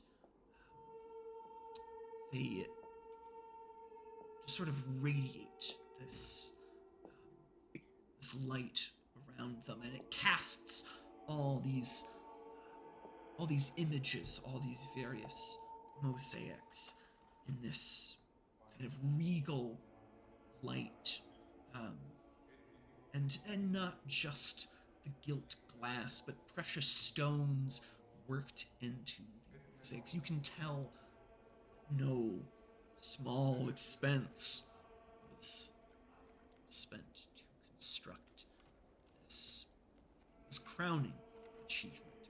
And even you, in your sort of calcified ways, have to give some credit to such a work of art, even if you don't perhaps agree with it stylistically. It's nonetheless an undeniably impressive feat. And you are not the only one that seems to be captivated by the structure as you sort of gaze above the beautiful and bountiful mosaics. There's another man who seems to be equally captivated.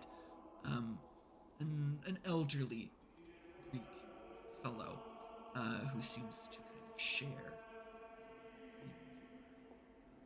your sense of wonder, I suppose.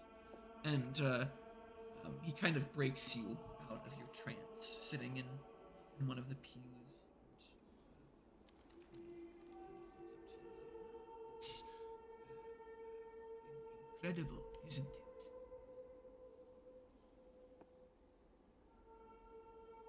It is impressive. And he kind of points out one of the mosaics, and as you see him point, you see his hand kind of shake as if he has a tremor of some variety. And he points out one of the mosaics. This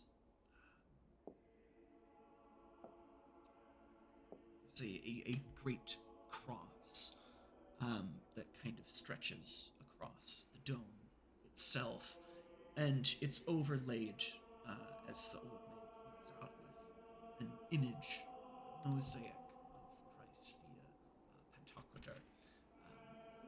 This great sort of stretching image of Christ, kind of looking down from the dome. And you've at this point heard of this Christ fellow, this central figure of this new church of this day and age.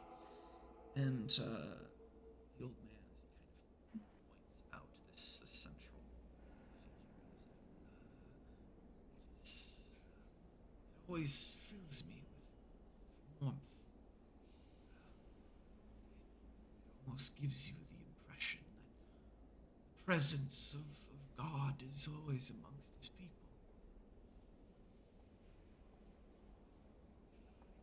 Do you feel it too?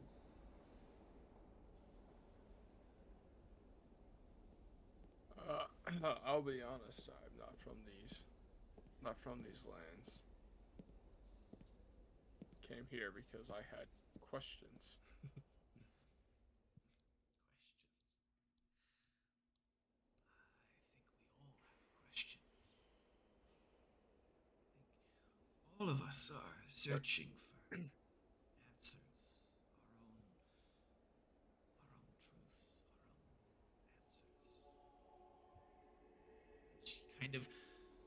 wistfully gazes at another mosaic. This one of a woman, Virgin Mary, sitting upon a backless throne with an image of the child Jesus on a lamp, and her feet are kind of rested upon a pedestal decked with precious stones, and like many of these other mosaics, it's set on this beautiful golden background. And the old man, his hands still kind of shaking, and he kind of takes his other to sort of silence Trevor. He says, "What answers do you seek?"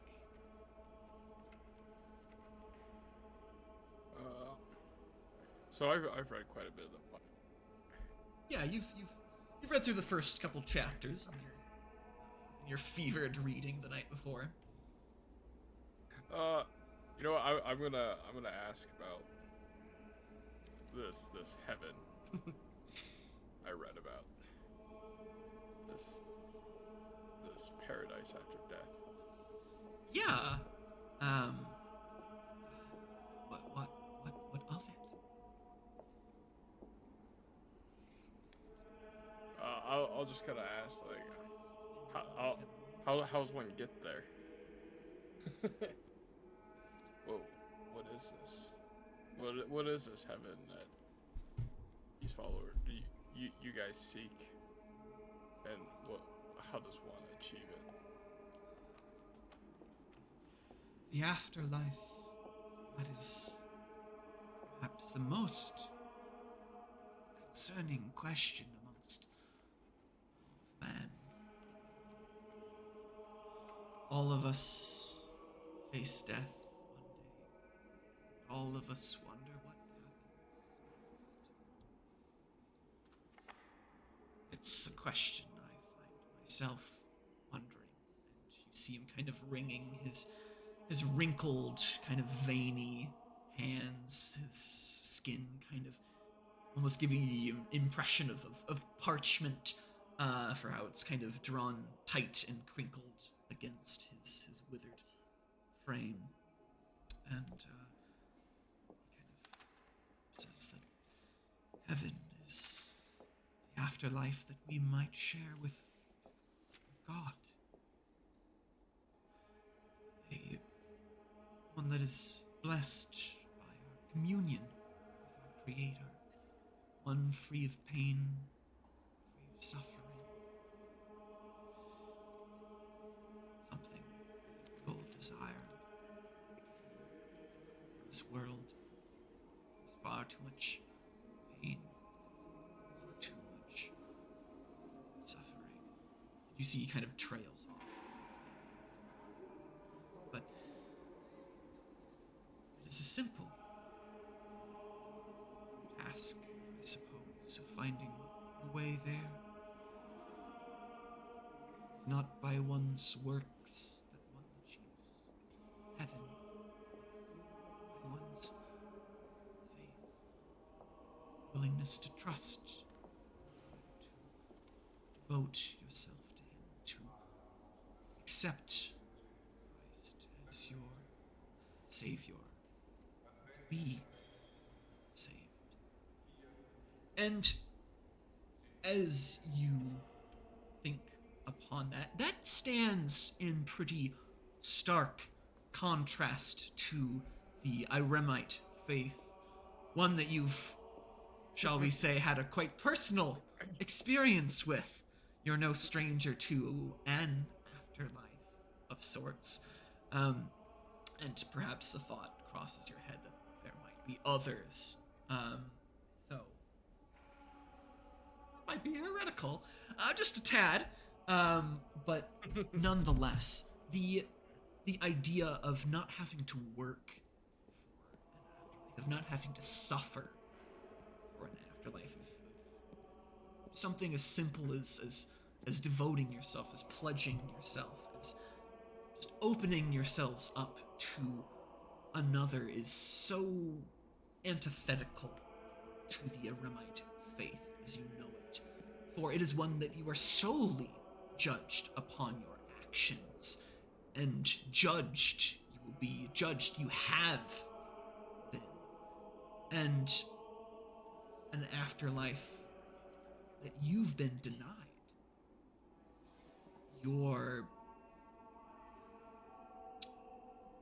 priests of your age, the Shaniatu, you are promised a life beyond death, should you serve well, should you choose the path of virtue. The unworthy souls would be confined, shall we say, consigned, to the maw of the devourer, to a moot.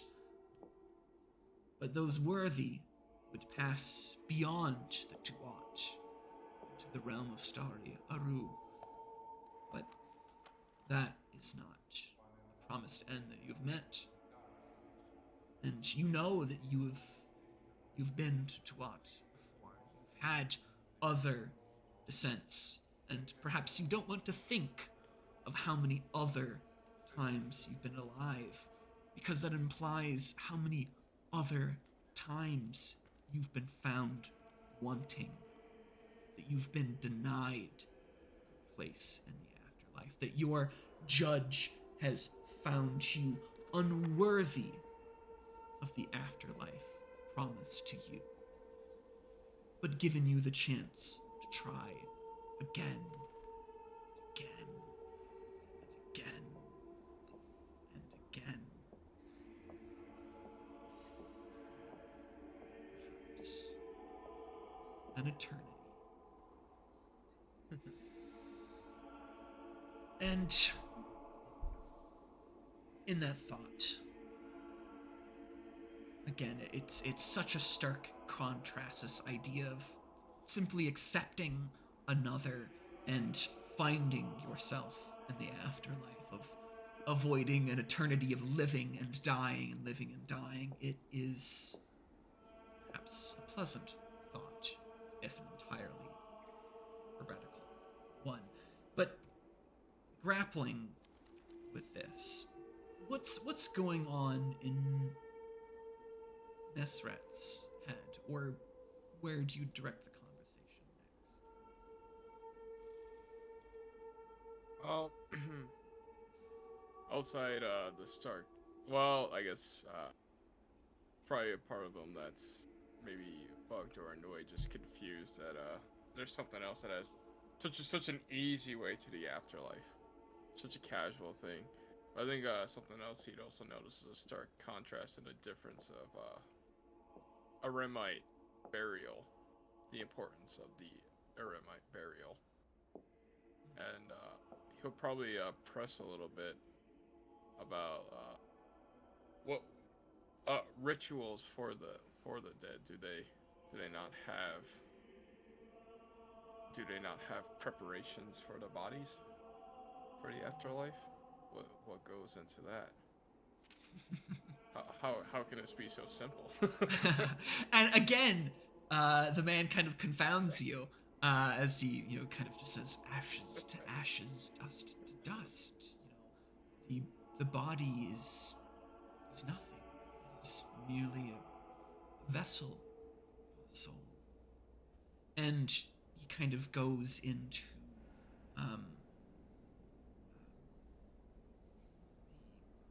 the perspective of the Christian faith of burying the body. There's some ritual to it, but it kind of pales in comparison to the mummification rituals of your homeland, of how the body must be so thoroughly prepared and treated that everything might be in its proper place, that everything that you have with you now, your flesh, your heart, your organs, that they follow you into the afterlife, and that if you lack those things, if they are not prepared in the proper way, that you'll be somehow disadvantaged, that you'll be without them in the afterlife. And this kind of confounding, conflicting, I guess, idea of that your body is just that. It's just something that is inconsequential. That it means little, I guess. And even the meager sort of burial rituals the man kind of provides to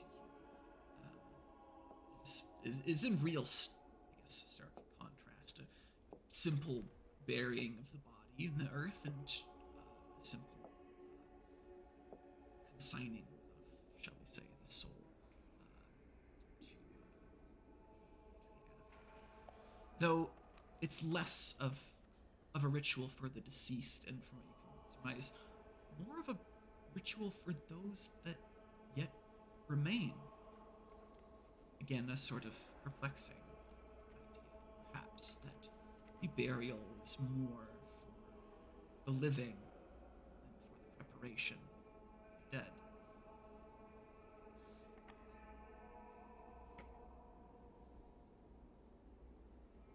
I think I'll just kind of stand there. I'll just be a little bit shocked and be like, I guess something I don't know about. And what's the? Oh, go ahead. Oh, what? So I guess Meta, I know Christians meet on Sunday. Did you Arimites have anything similar? Oh, Holy like days. like holy days, Holy something days, something yeah. of the sort. Yeah. Are you asking for like the Arimite perspective on things, or are you asking for the Christian I guess perspective? mostly does it exist because I guess my leading. Yeah, friend, yeah. What I want to know So more what you about would a character know, would be- I guess, of the Aramite faith is there really wasn't much in the way of, shall we say, holy days. The faith of Arem wasn't something that you practiced. I mean, after all, you are a member of the Tef Aabi. You are the Guild of Architects and Masons. You are not the Sumanet. You are not the necromancers, the priests. They were the ones closest to the Shawniot, who were privy to their secrets of the faith. The common man, even the members of the guild, like yourself, you didn't have a personal connection to the faith. All these people sitting here in Hagia Sophia, they're praying directly to their god, and that, again, is something that you did not do. That was not your place to entreat with the gods. You would bring your questions, your concerns to sorcerer priests. They were the only ones that were capable of They were the only ones that were supposed to commune with the gods. Your faith was not a personal one. It was your place to submit, not to plead and entreat. The gods were distant, silent. And with this, the old man's kind of pierced by a bit of a sharp kind of cough, and you see him kind of spasm a little bit of blood kind of splatter into his hand, and he kind of quickly tries to wipe it off, concealing it. And again, another stark contrast of you and your immortal body, and you're faced with someone who is quite possibly on death's doorstep. This feeble notion of age and decay, but it is something that you do know, in a sense, that you have little to fear of death. The descent calls to you too, and as time progresses, your power fade, your agency in this world fade, as he is.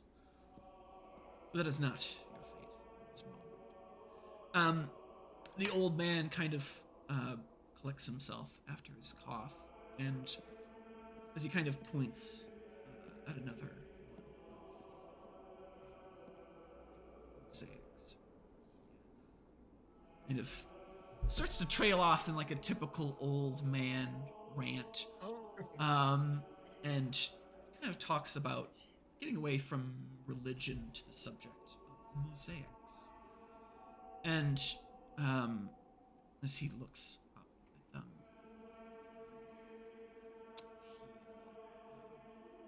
he kind of points a question at you, and he's like, what do you think of them? Mosaics, the art, beautiful, aren't they?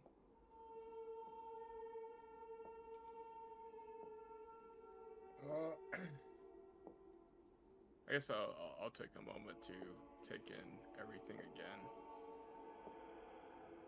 and then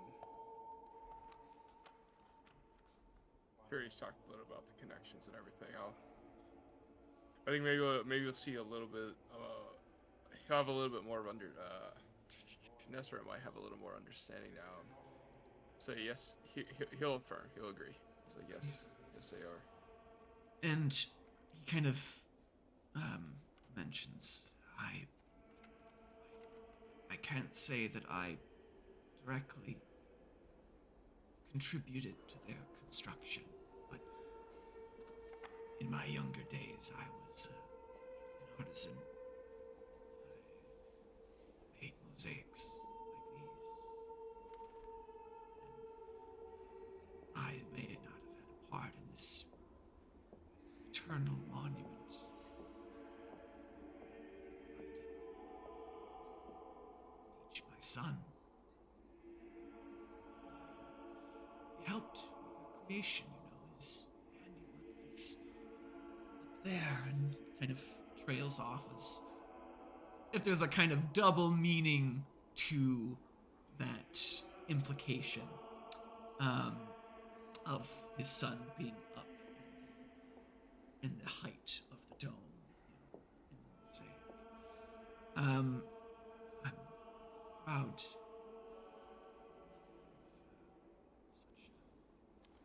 Such a legacy, I suppose. It's the only thing we have left to leave behind in this world, wouldn't you agree? I was just gonna nod along. Just kind of taking everything in. The one thing that I always enjoyed, the art of this day and age, is that symbolism has become more important than realism. There's this idea that one must capture things as they are. I think realism is the goal, the truth. That is what art should convey. These images, they're idealized, sometimes exaggerated. They illuminate what exists within the soul of a person, within the divine. It's a sea of glittering, brightly colored and gilded tesserae. It's about the feeling of awe, of the presence of the spiritual realm of being, the presence of God. It is truth.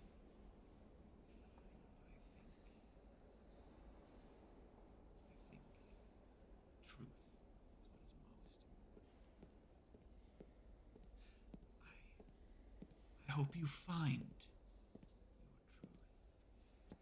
And the old man kind of pats you on the shoulder and kind of gets up, his hand still a bit shaking, and with that he bids you adieu, leaving you alone to ponder the man's words, to ponder the church and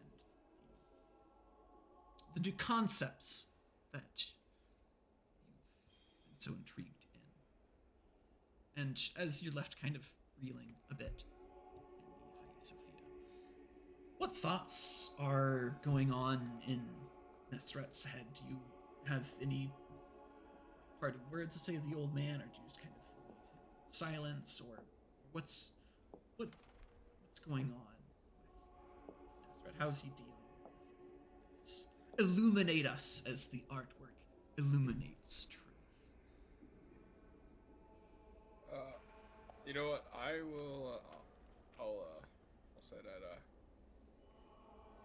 May you find your peace.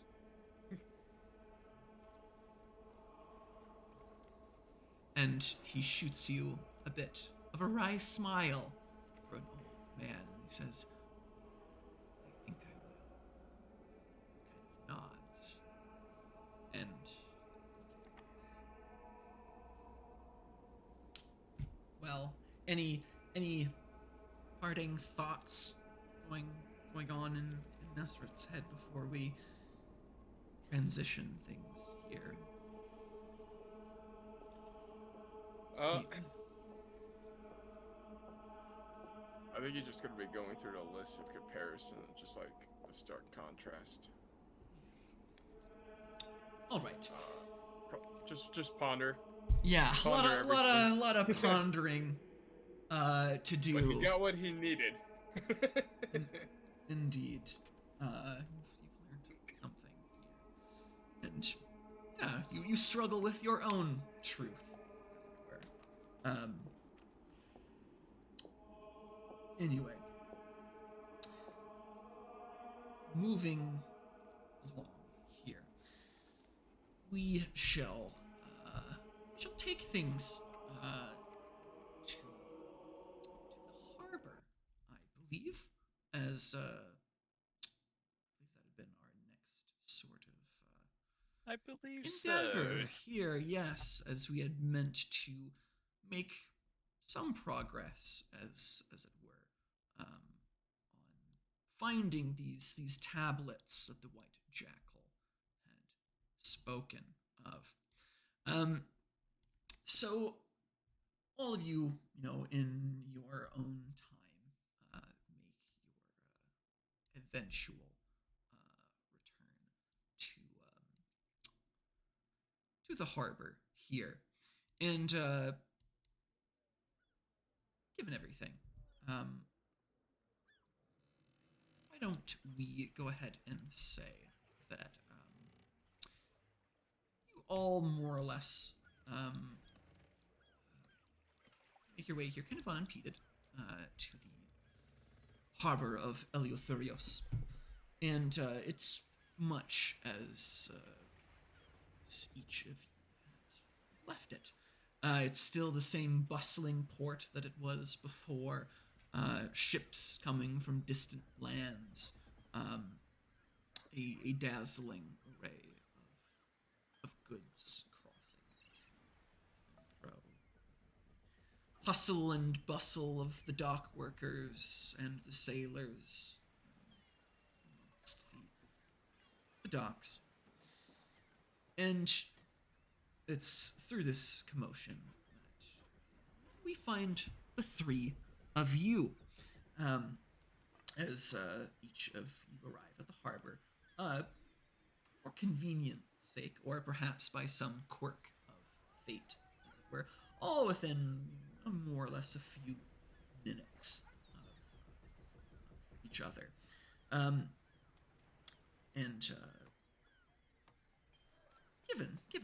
Given your, shall we say, reunion harbor here, as you had discussed prior at the throne, where do you intend to go next, or where do you intend to start your investigation? Yeah, well, I guess, at first, when we, meet up, gentlemen, I believe I have some information that might be, of importance to our investigation here. I personally know the captain of the what the I can never Bucephalus? pronounce it. Bucephalus? Yeah, there you go. I can never pronounce like those big Greek names. Yeah. Yeah, so it was the ship that picked us off the island of Kitanare? Is that it? That's the name of the island? Yeah, I believe so. Yes. Yeah. Canadle? Whatever. Um, yes. Uh, I just thought, I would let you know of that. It seems that fate has, had a hand to play in this particular mystery today. And yeah, Chasette's gonna head off towards where she last saw the boat docked. Sure. And something else, I guess, to keep in mind. Not that you necessarily need to share it with the group, but you're also well acquainted with the Quasitor of the harbor. Yeah. Who might know a thing or two as well.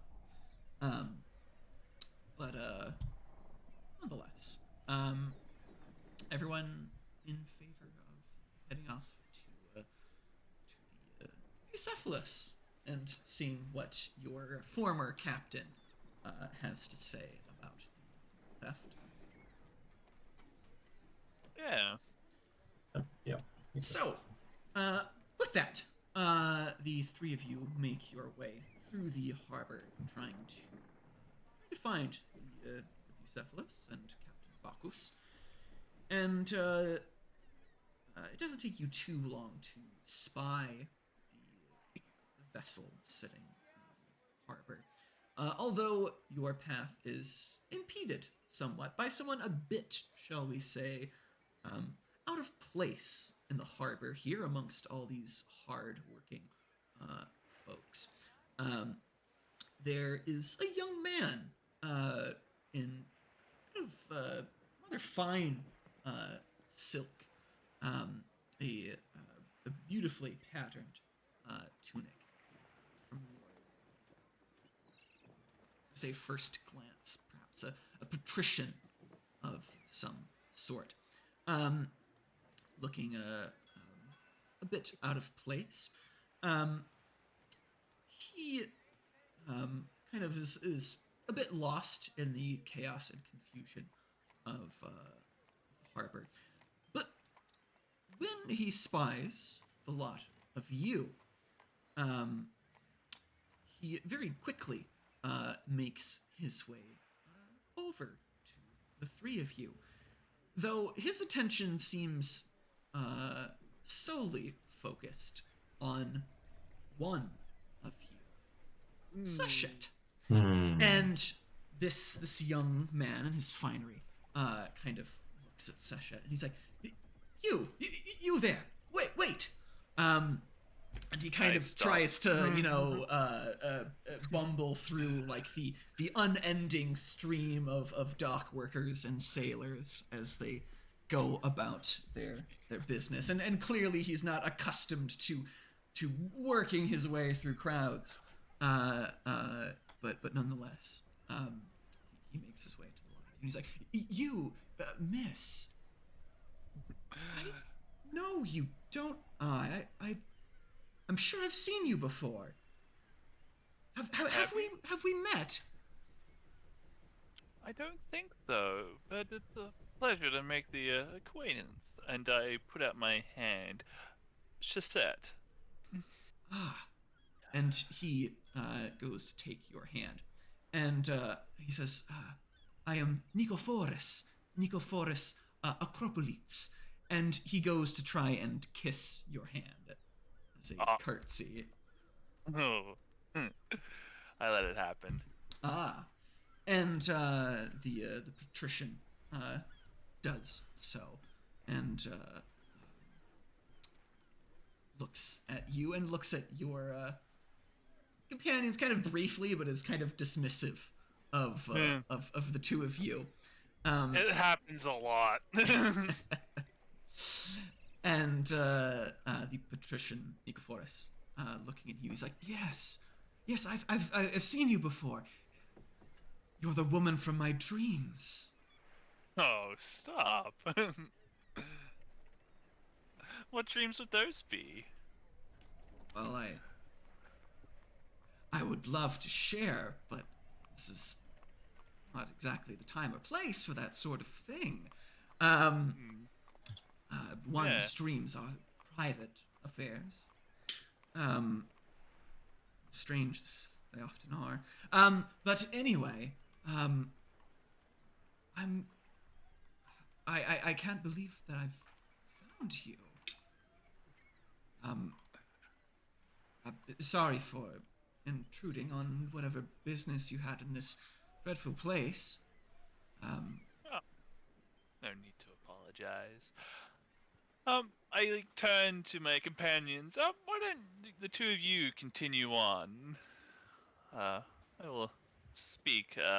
He gave me a name, didn't he? I've already forgotten it. Nicophorus. Nicophorus, yeah. Perhaps a location somewhere more private. Yes, of course, of course. Apologies to your companions for taking you away. But yes, I'd love to have the chance to speak with you. If you don't mind, that is. Not at all. Yes. Well, I know just the place. And the patrician, with kind of a twirl of his robe, I smell money. yes, endeavors to take you by the hand, and drags you along on an adventure of his own. But before we get to that, a brief aside. Nicophorus, again, kind of drags Seshat off to somewhere more private to discuss dreams and other such things, other flights of fancy, leaving the two men of the Moret to handle business, which is now a bit more inconvenient, as shall we say, Seshat was the one most acquainted with Captain Bacchus. She was the one kind of, if you recall, trying to hold the captain's attention, as well as the other sailors, that they not notice your rotting appearance beneath your concealing robes. And now you are meeting Captain Bacchus under much different circumstances. But nonetheless, it's easy enough for you to recognize the vessel, and easy enough to recognize Captain Bacchus. And he doesn't seem to recognize the two of you as you make your way across the dock towards the vessel.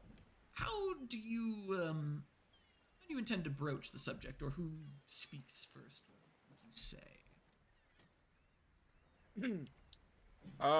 You know what? I don't really care who he is. I'm gonna say, it appears that there was cargo that went missing last in your possession.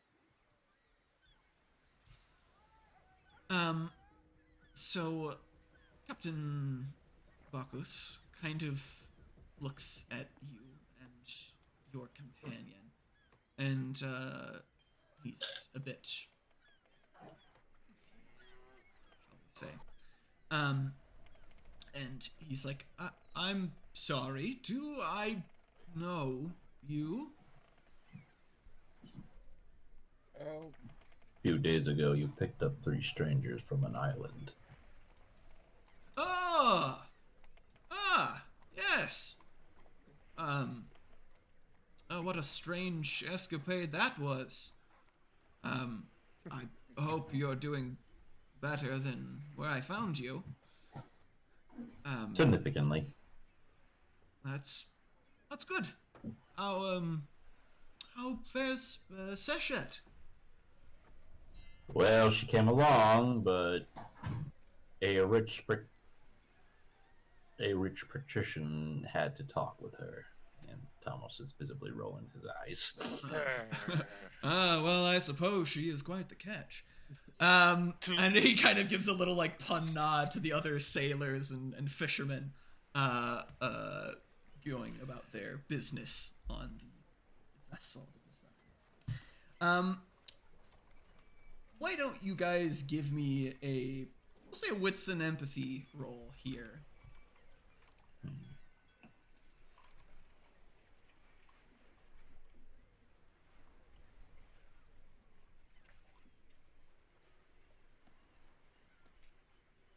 We have one success on 4 dice from Nesret, but let's see. Almost again. One success on 2 dice. Really pulling through on the empathy for the most part. For such a low dice pool.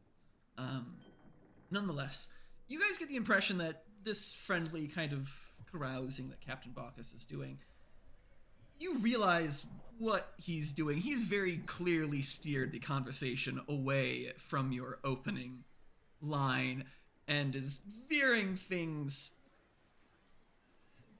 pointedly away from that question. You understand what he's trying to do.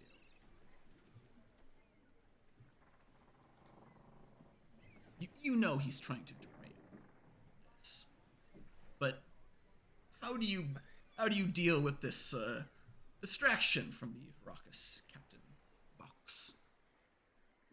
I'm gonna clear my throat. Perhaps we can get back to the conversation we started, Captain.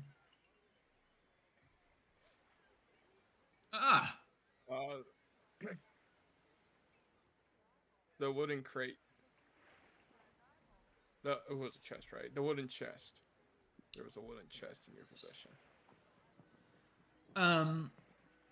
And you see Captain Bacchus. His demeanor kind of changes a bit. And he kind of looks at the two of you and is like, What of it? What's it to you? There makes some kind of well, I guess we kind of know he has an idea of what we're talking about, right? That's generally yeah. You get the impression that he knows what's going on, given that he's pointedly tried to misdirect the conversation, and now he's asking, "What's it to you?"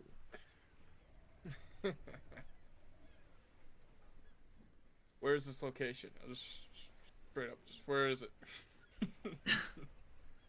I don't have time for his games. I don't have time for your games, Captain. Bacchus kind of looks at you and he's kind of a bit dumbfounded. And he's like, if I knew where it was, we wouldn't be in this problem, now would we?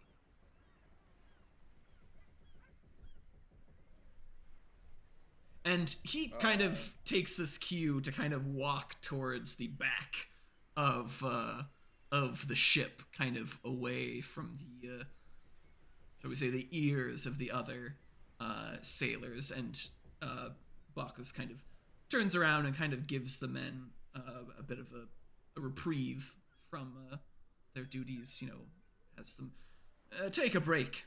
You've earned it. And goes to kind of lean against the sort of back arch of the ship, the Bucephalus here. And he looks at the two of you and he says,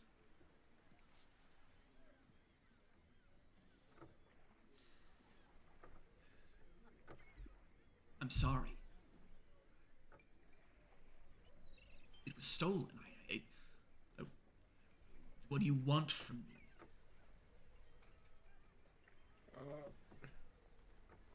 What do Does you he remember? does he seem honest?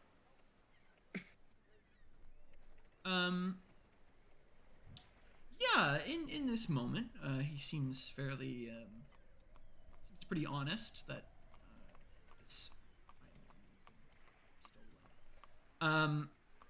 But, I want to say,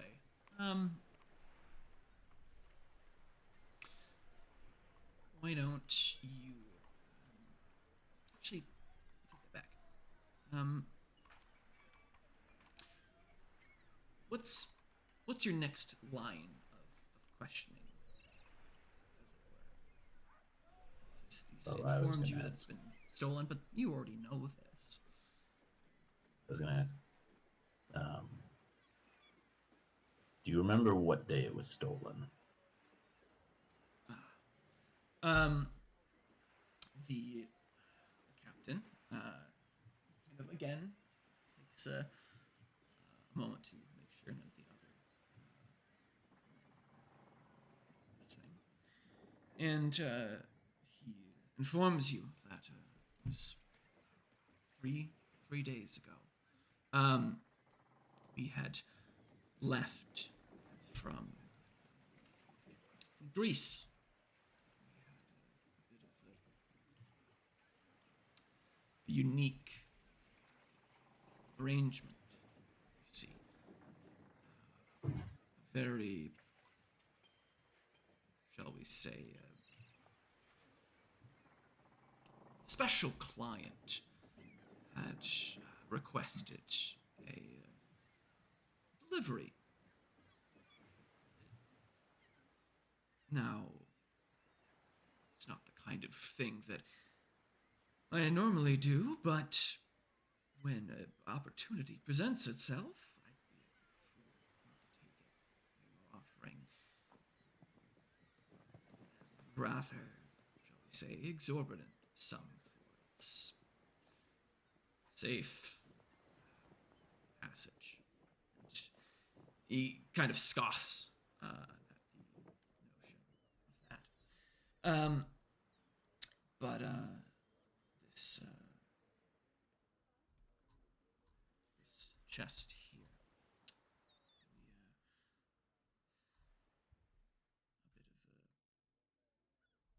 a curious affair. I guess you would say, we had picked up the item. Apparently, it had come from Apollonia, town in Greece.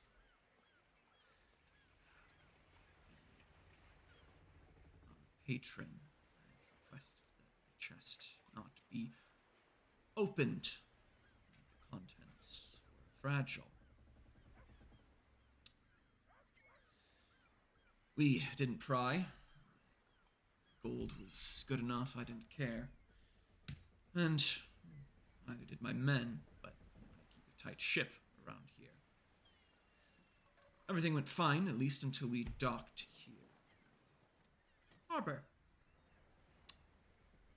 After our little rendezvous with the lot of you. After we had unloaded everything, it was in storage for the time being.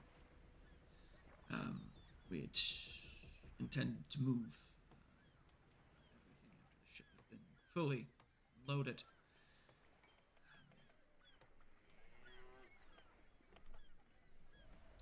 However, there was a bit of a problem, as I'm sure you're well aware. The chest was missing. We had compiled inventory after we had moved everything out into temporary storage. Only the chest was missing. I'd plenty of other valuables on board, but they saw fit to only take chest.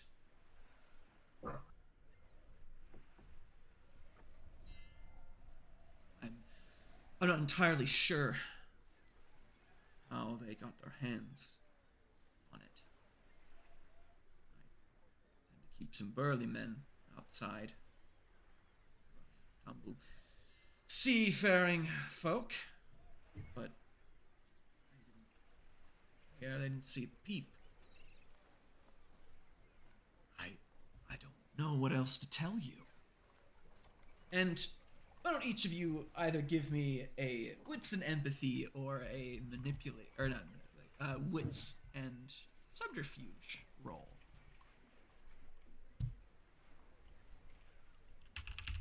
This is my better roll. 2 successes.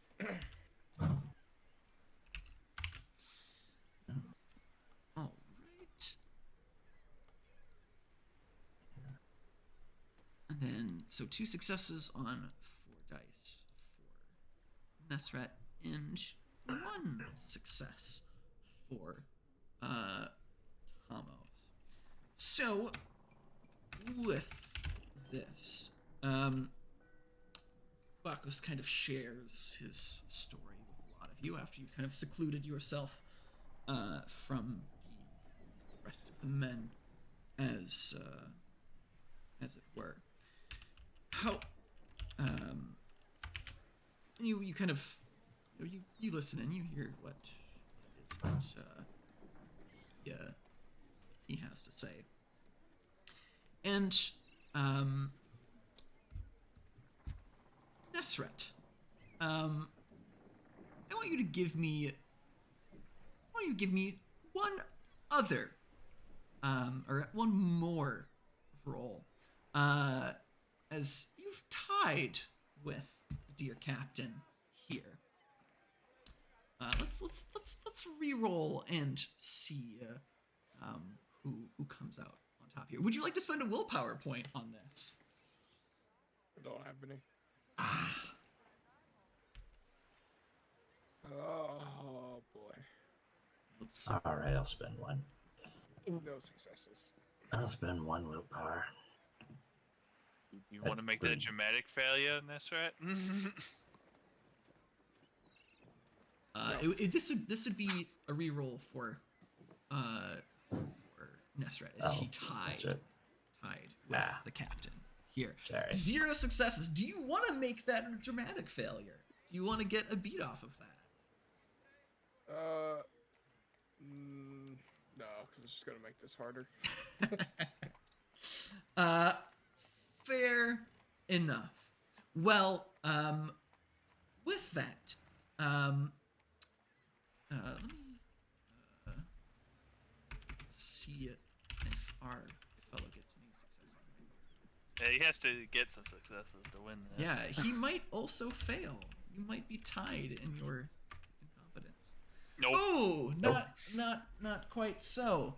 Unlike you, the captain can roll. Ooh. Yes, apparently.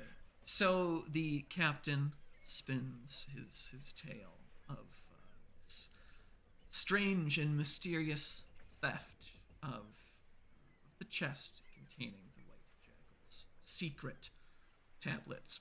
And you listen to what he has to say, and for the most part, you seem to believe him. He seems perhaps trustworthy enough. And on that ominous note, we are going to end this session as our investigation kicks off to a very, shall we say, interesting start, as things kick off on the wrong foot, perhaps. But we shall see where this investigation leads us on the next session of Oceans of Eternity. Anyway, wrapping things up here.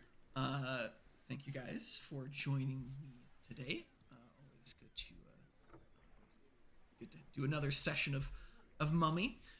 Thanks again to Onyx Path for having us on their channel, and thanks to Tabletop Audio that I've been using for the background music here.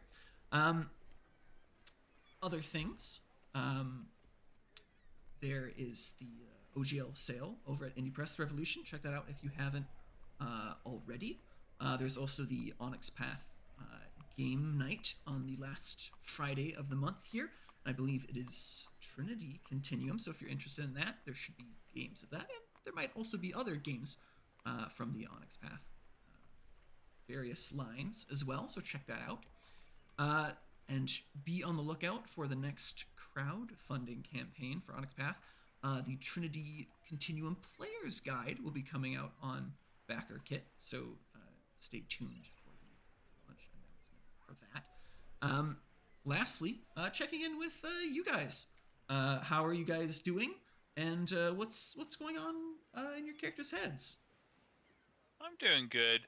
Yeah, just a bit angry about this whole college situation. But she's happy she's picked up a new inheritor and reunited with a old cultist that will probably help get the ball rolling on building an organization to support her endeavors. Yeah, she was planning on helping these two to pry information out of the dear captain here, but it seems that this young patrician man seems to have distracted her with all his wealth that he seems so openly displaying. Yes, a bold decision to make in a harbor. Yeah. Of rough and tumble sorts. But anyway. Yeah. Nice. Overall, pretty good. Zevlus, Prez, how are you guys doing? How are your characters doing? Good. I'm conflicted, but I know what to do with the bodies now. The bones, the remains. Okay. Maybe a little bit too distracted with that. Well, yeah. We'll have an interesting little burial, I'm sure, for all those bodies you have sitting outside your tomb. Nobody's gonna ask any questions. No, not at all. Anyway, Prez, how are you doing, and what's going on with Thomas? I'm good. He's definitely happy that Vitalis is healing. He feels, I don't know, he has good feelings about giving him his new title. He's a bit unsettled about his exact relationship with Alexia and is bothered that he can't get anything more out of her at the moment, but he'll figure something out. And at the moment, he's currently a little irritated with Sechet's flight. Bye. Flight of fancy. So he may have words later. But, wait, wasn't this your idea to begin with? but he's. I trust you two to get the job done. Fortunately, he's a dogged investigator, so he'll figure this out. Well, Sechet certainly started something and is now leaving it firmly in your laps. But yeah, we shall see how far your dogged investigations get you in the next session of Oceans of Eternity. Anyway, thank you to anyone who has joined us today. Thanks for tuning in. Hope to see you guys again. Again, thank you for you guys who've joined me today. Good to have you guys as my players. Not a problem.